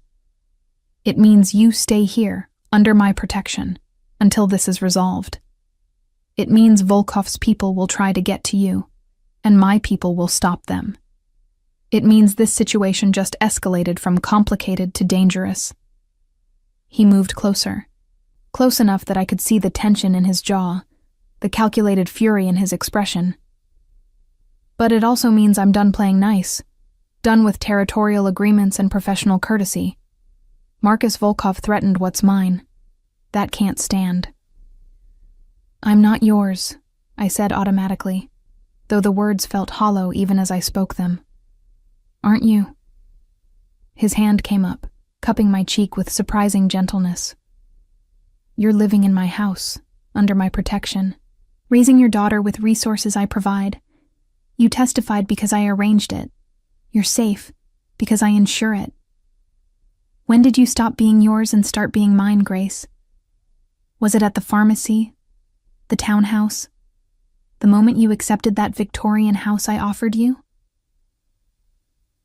I wanted to pull away, to deny it, to maintain some fiction of independence. But he was right. Somewhere along the way, through a series of small surrenders disguised as practical choices, I'd become his responsibility, his investment, his possession. I hate this, I whispered. I know. His thumb brushed across my cheekbone, the gesture almost tender. But hate doesn't change reality. You're mine now, under my protection, within my sphere of influence, part of my world. And that means when someone threatens you, they threaten me. When they target Gabriel, they declare war on everything I've built. So what happens now? Now. His hand dropped away, and he turned back to survey his estate, his fortress, his kingdom. Now we wait for Volkov to make his next move. And when he does, I respond with overwhelming force. This ends one way, Grace, with him eliminated and you permanently safe. How we get there depends on how smart or how stupid he chooses to be. And if the FBI was right, if this is all just a gang war and I'm caught in the middle, then you're caught in the middle with the most powerful man in the city protecting you, he said simply. I've faced worse odds than Marcus Volkov. So have you, for that matter. You survived being fired, blacklisted, left destitute with a sick child. You're stronger than you think, Grace. Strong enough to survive whatever comes next. We stood there in silence, watching the night settle over the estate. In the distance, I could hear horses moving in their stables, the sound of guards making their rounds, the hum of security systems ensuring nothing approached undetected. Giovanni was right about one thing. I had survived worse. I'd survived poverty, desperation, the terror of watching my daughter suffer from something I couldn't fix. I'd survived discovering corruption and being punished for doing the right thing. Maybe I could survive being owned by a dangerous man if it meant Gabriel had a future. Maybe survival was enough. I should get back to Gabriel, I said finally. Elena will stay with her tonight. You and I need to discuss logistics, security protocols, communication procedures. What happens if something goes wrong? He gestured toward the house. Come, there's much to cover before morning. We went inside, back to the study, where he laid out the reality of our new existence in meticulous detail. How I'd signal if there was danger. How his men would respond to various threats. How Gabriel would be protected at all times. It was clinical, efficient, terrifying in its thoroughness. This was his world, one where violence was always a possibility, where trust was measured in loyalty and protection, where power flowed from the barrel of a gun as much as from wealth and influence. And I was part of it now. Not by choice exactly, but by circumstance and necessity, and the slow accumulation of compromises that had led me here. When he finally finished, when all the protocols had been explained and acknowledged, he walked me to the door of the bedroom where Gabriel slept. Sleep if you can, he said. Tomorrow we start building your new life here. You'll begin reviewing accounts for my businesses, getting familiar with the operations. Gabriel will start lessons with a private tutor. We establish a routine, create normalcy within this new reality. How long will we be here? As long as it takes.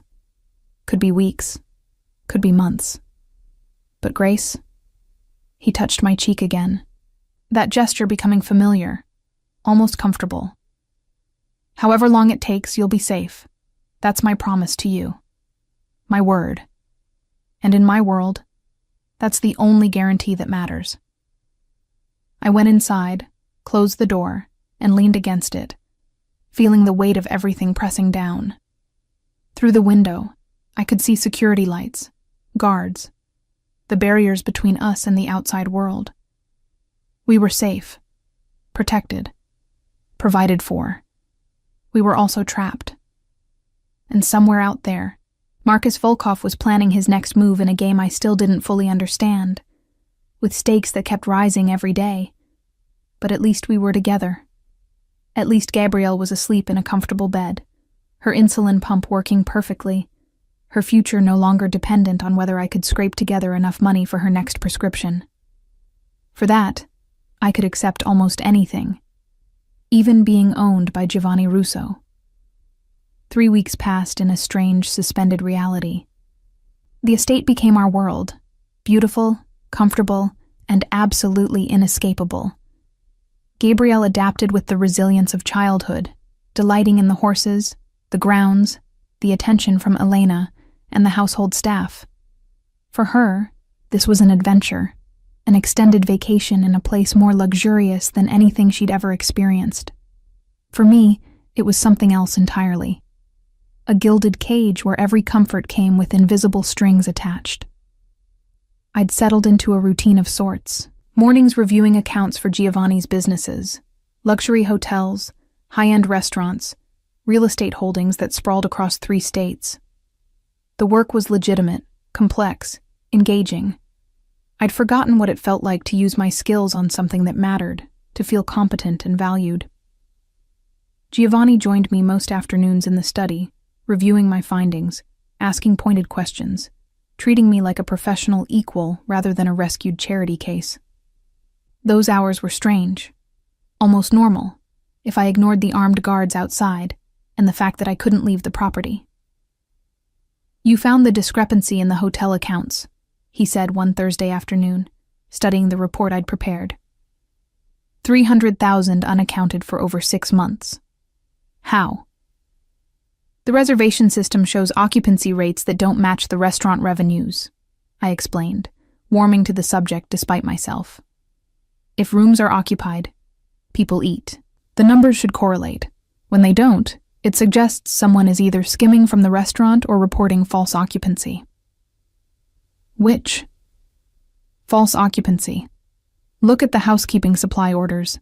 They don't support the claimed occupancy rates either. Someone's been reporting phantom guests, probably to justify taking cash payments that never get properly recorded." Giovanni's expression was unreadable as he processed this information. "The general manager?" "Most likely. He has access to all the relevant systems." "Good work." He made a note on his phone. "I'll have it investigated. If you're right, and I suspect you are, you've just saved me several $1,000,000 in potential losses. Just doing my job. It's more than a job, Grace. You're protecting my interests, which means you're protecting your own. Your security, Gabrielle's future, it all ties to the health of these businesses." He set down his phone, giving me his full attention. "You're good at this. Better than good.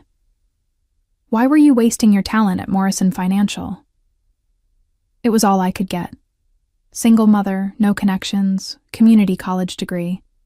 Places like Morrison were lucky to have me, or so they made sure I understood. They were lucky to have you. They just didn't deserve you. He stood, moving to pour himself a drink from the bar cart. "After this situation with Volkov is resolved, I'm making you CFO of the hotel division. Full executive authority, significant salary increase, benefits package that includes the best medical care for Gabrielle." I stared at him, not quite processing. "CFO? Giovanni, I'm not qualified." "You're more qualified than anyone currently in that position. You just proved it." He returned to his chair, scotch in hand. "I don't make offers. I don't mean grace. You've earned this. Say yes. It was exactly what I'd worked toward my entire career. The kind of position I'd dreamed about but never thought I'd achieve. And he was offering it casually, like it was inevitable, like I deserved it. Maybe I did. Yes, I heard myself say. Thank you. Don't thank me. You'll earn every penny. His phone buzzed, and his expression shifted as he read the message. We need to talk about something else. Marcus Volkov was arrested this morning. My heart jumped. The FBI moved forward with the indictment? Yes.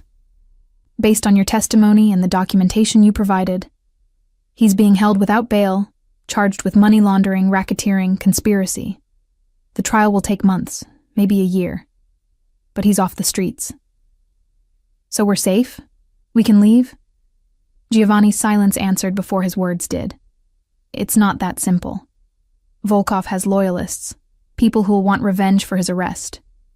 Dmitry Sokolov, in particular, blames me for setting up the situation that led to his cousin's downfall. But you did set it up. I facilitated the inevitable. Volkov was careless, drew too much attention. His arrest was only a matter of time. I simply ensured the timing served my purposes. He leaned forward, his expression serious. But Dmitry doesn't see it that way. He sees you as the catalyst, the witness who provided the testimony that convicted his cousin. And he sees me as the puppet master who pulled your strings. Is he wrong? No. But being right doesn't make him less dangerous. Giovanni set down his drink with careful precision. Intelligence suggests he's planning something, a move against either you or me, possibly both. We need to be prepared. Prepared how?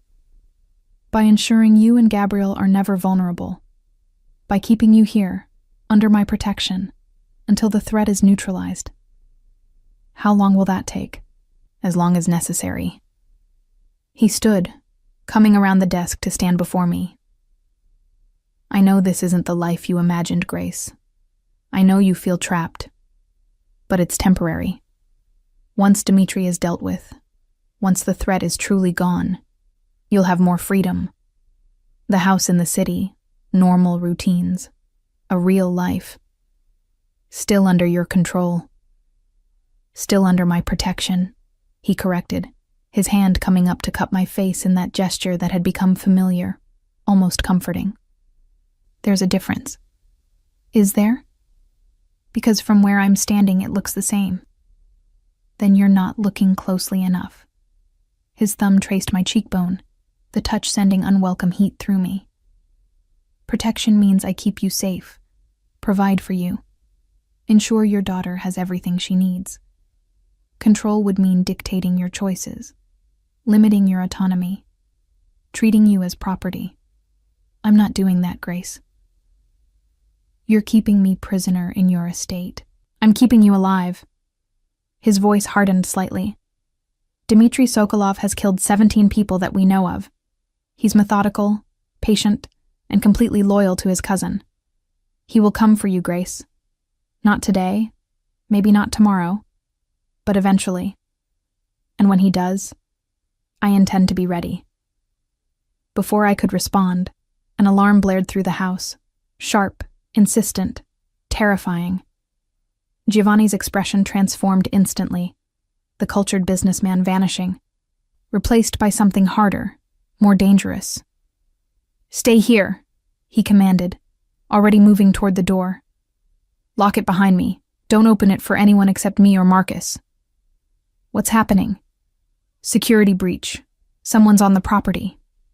He pulled a gun from a desk drawer, checking it with practiced efficiency. Remember the safe room I showed you? Get Gabrielle and Elena there. Now. He was gone before I could argue, the door closing behind him. I heard his footsteps running down the hallway, heard shouting in the distance, heard something that might have been gunfire. I ran. Up the stairs, down the corridor to Gabrielle's room where Elena was already gathering her, the older woman's face pale but determined. Safe room, I gasped. Giovanni said, "I know. Come on." Elena had Gabrielle by the hand, leading her toward a hidden door in the library that I'd barely noticed during our tour. Behind it was a reinforced room with supplies, communications equipment, and locks that could withstand anything short of explosives. We sealed ourselves inside, the heavy door closing with the finality that made my chest tight.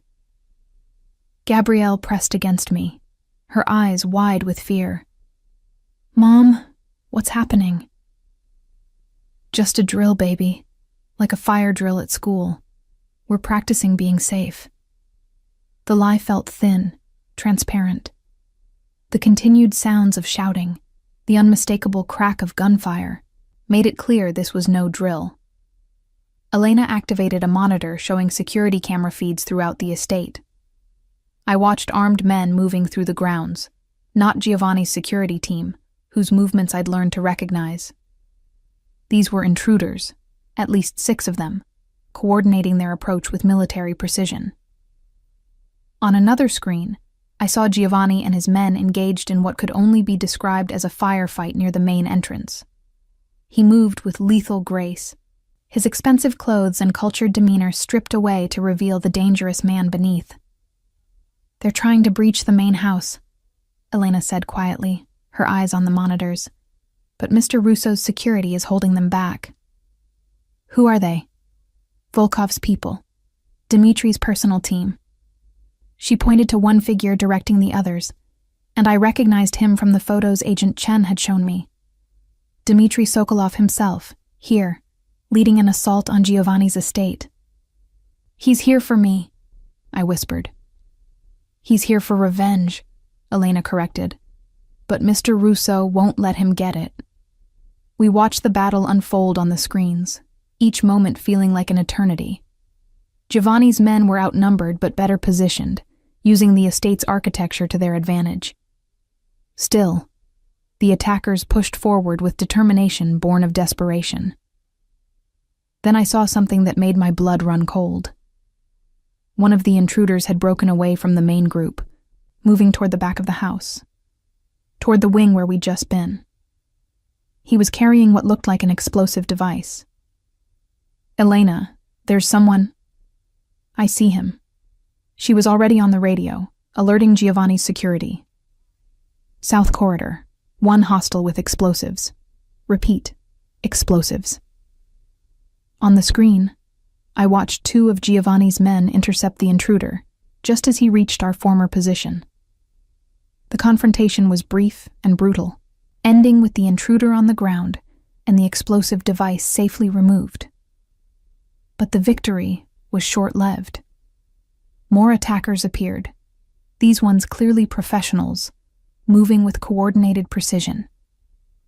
They were pushing toward the main house, toward us, with renewed intensity. "They know we're here," I realized with dawning horror. "They know about the safe room." Elena's expression confirmed my fear. Someone gave them the estate's layout. Someone on the inside. Betrayal. Again. Just when I'd started to feel secure, started to trust in Giovanni's protection, someone had sold us out. The monitor showing the safe room corridor flickered, then went dark. Then another screen. Then another. Someone was systematically cutting the security feeds. "That's not good," Elena said, her hand moving to the gun holstered at her waist. "Ms. Coleman, take Gabrielle to the back corner, behind those supply shelves. Whatever happens, you keep her quiet and you stay hidden." "What are you going to do?" "My job. Protecting you."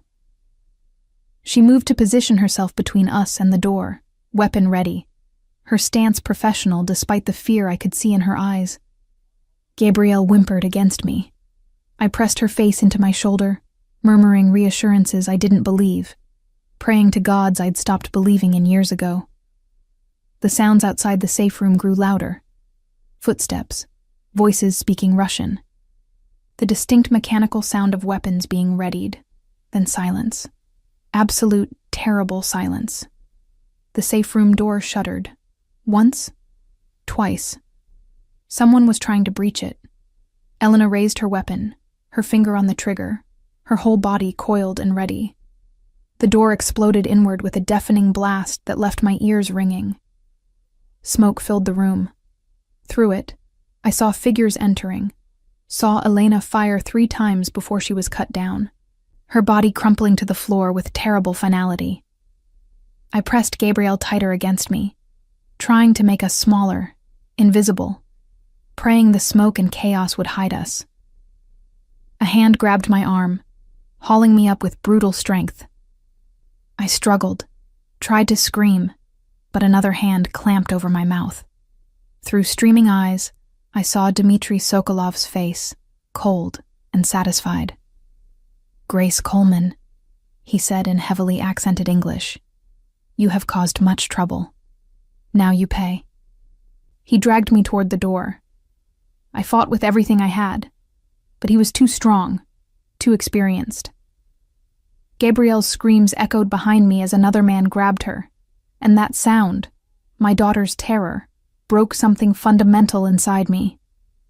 "Please," I begged, the word muffled against Dimitri's hand. "Please don't hurt her. She's just a child. She has nothing to do with this." "She is leverage," Dmitry said coldly. "You want her to live? You come quietly. You tell the FBI you were mistaken about your testimony. You recant everything. I can't. Then she dies. Simple choice, no?" He gestured to the man holding Gabrielle, who pressed a knife against her throat. Not enough to cut, but enough to make his point.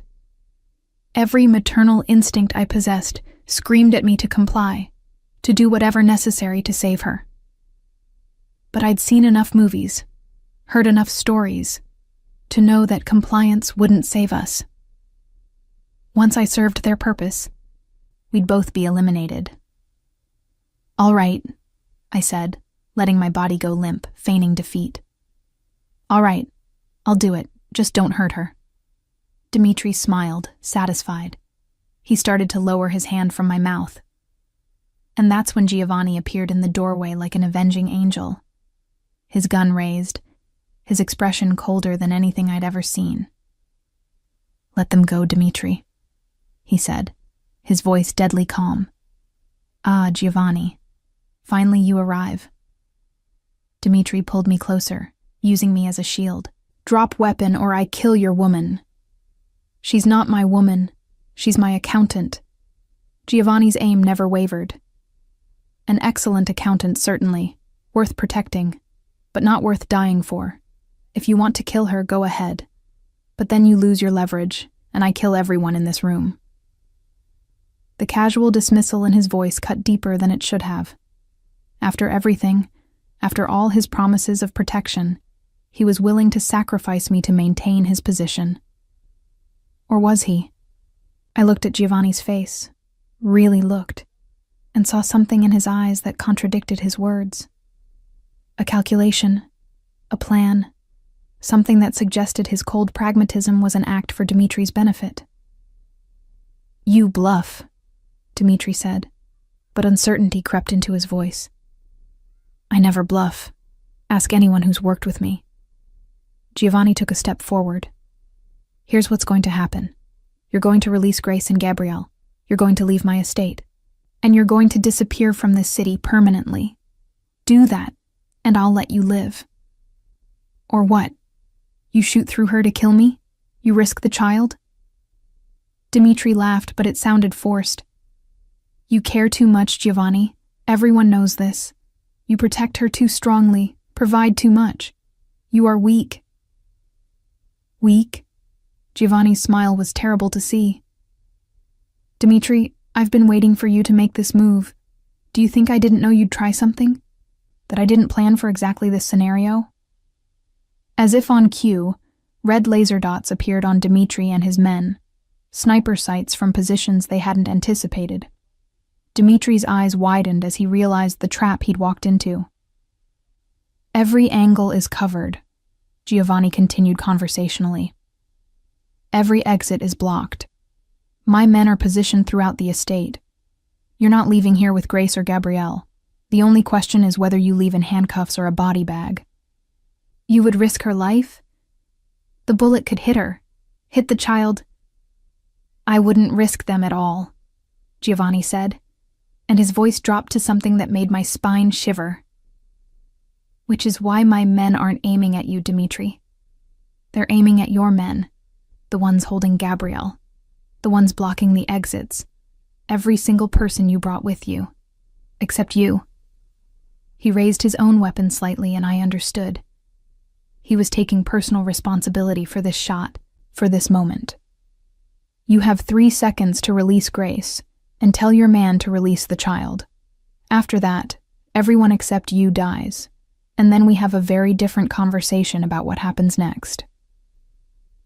The red dots remained steady, unmoving, absolute in their promise of violence. Dimitri's men shifted nervously, realizing they were in an impossible position. 1, Giovanni said. Dimitri's grip on me loosened slightly. 2. The man holding Gabrielle lowered his knife fractionally. 3. Enough! Dimitri released me, shoving me away. Release the child, he barked in Russian. Gabrielle stumbled forward, and I caught her, pulling her against me, feeling her solid reality in my arms. We were alive. For now. Giovanni never lowered his weapon. Smart choice. Now you leave. You go back to whatever hole you crawled out of, and you never threaten what's mine again. This is not over. Yes, Dimitri. It is. Giovanni's voice carried absolute finality. Marcus is going to prison. Your organization is finished. Take what's left of your people and disappear, or I'll finish what the FBI started and eliminate you myself. That's not a threat. It's a promise. Dimitri stared at him for a long moment, hate and calculation warring in his expression.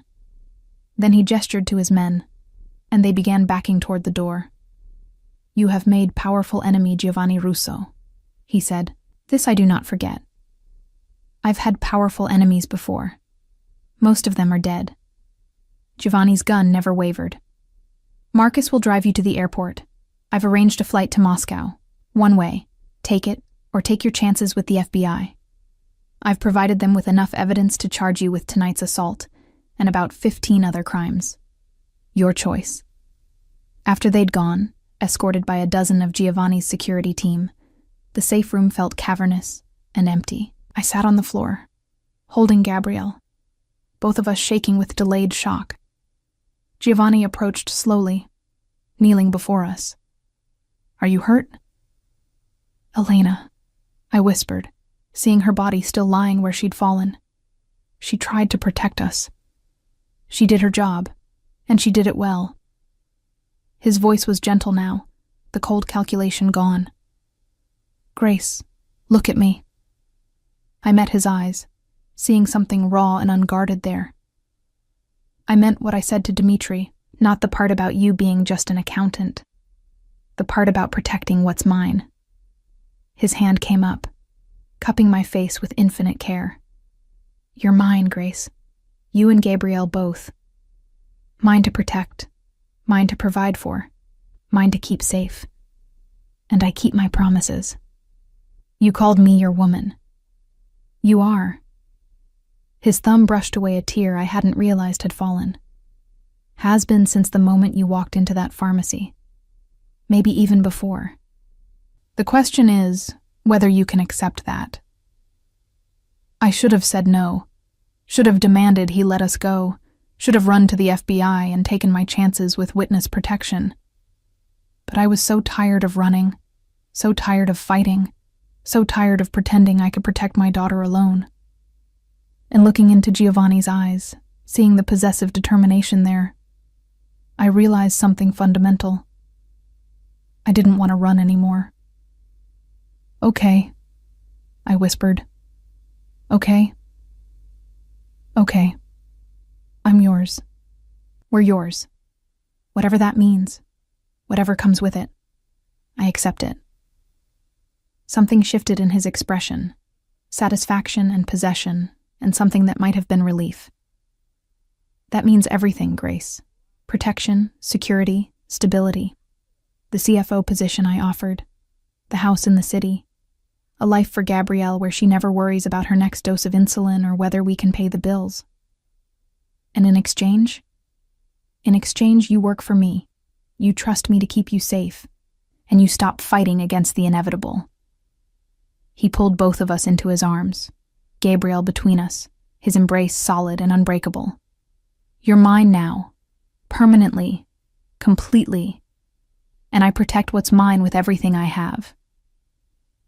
It should have felt like surrender, like defeat, like giving up every ounce of independence I'd fought so hard to maintain. Instead, it felt like coming home.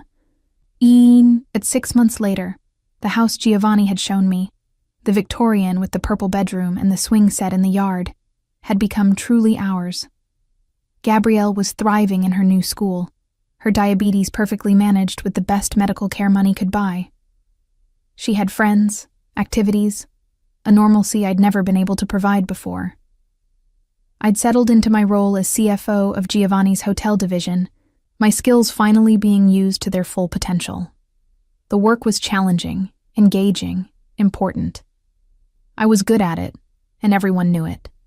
And Giovanni was exactly what he'd always been. Dangerous, possessive, demanding, but also protective, generous, surprisingly tender with Gabrielle. We'd fallen into a relationship I couldn't quite define. Not quite employer and employee, not quite captor and captive, but something more complicated. He owned me, in every way that mattered. I worked for him, lived in his property, moved within his sphere of influence. But he'd kept every promise he'd made. We were safe, provided for, protected. Dmitry Sokolov had disappeared to Russia and hadn't been heard from since. Marcus Volkov was in federal prison, his organization dismantled. The threat that had driven us to Giovanni's estate was gone. But we'd stayed anyway. Because sometimes the cage with the best amenities was also the place you actually wanted to be. I stood in our kitchen on a Thursday evening, helping Gabrielle with her homework, when Giovanni arrived home from work. He kissed the top of Gabrielle's head, squeezed my shoulder, and disappeared upstairs to change. This was our life now. Domestic, stable, normal on the surface while being absolutely extraordinary underneath. Mom? Gabrielle looked up from her math problems. Are you happy? The question caught me off guard. What makes you ask that, baby? I'm happy. Happier than I've been in forever. I just want to make sure you're happy too. I looked around our beautiful kitchen, thought about my challenging work, about the security and stability we had now, thought about Giovanni upstairs, the man who'd manipulated our meeting, but had kept every promise since. Yeah, sweetheart, I said, realizing it was true. I'm happy. It wasn't the life I'd imagined. It wasn't the independence I'd fought for. But it was good, solid, real. And sometimes, good enough was actually perfect. Giovanni appeared in the doorway, changed into casual clothes, a slight smile on his face as he watched us. Dinner in 20 minutes? Sounds perfect, I said. He moved behind me, his arms circling my waist, his chin resting on my shoulder. A possessive gesture, a claiming one. A reminder that I belonged to him. I leaned back into his embrace, accepting it, accepting him, accepting this life we'd built from the ashes of my old one. The pharmacy promise, he'd called it. A promise to change our lives. He'd kept it. And I'd kept mine. To trust him, to work for him, to accept being his.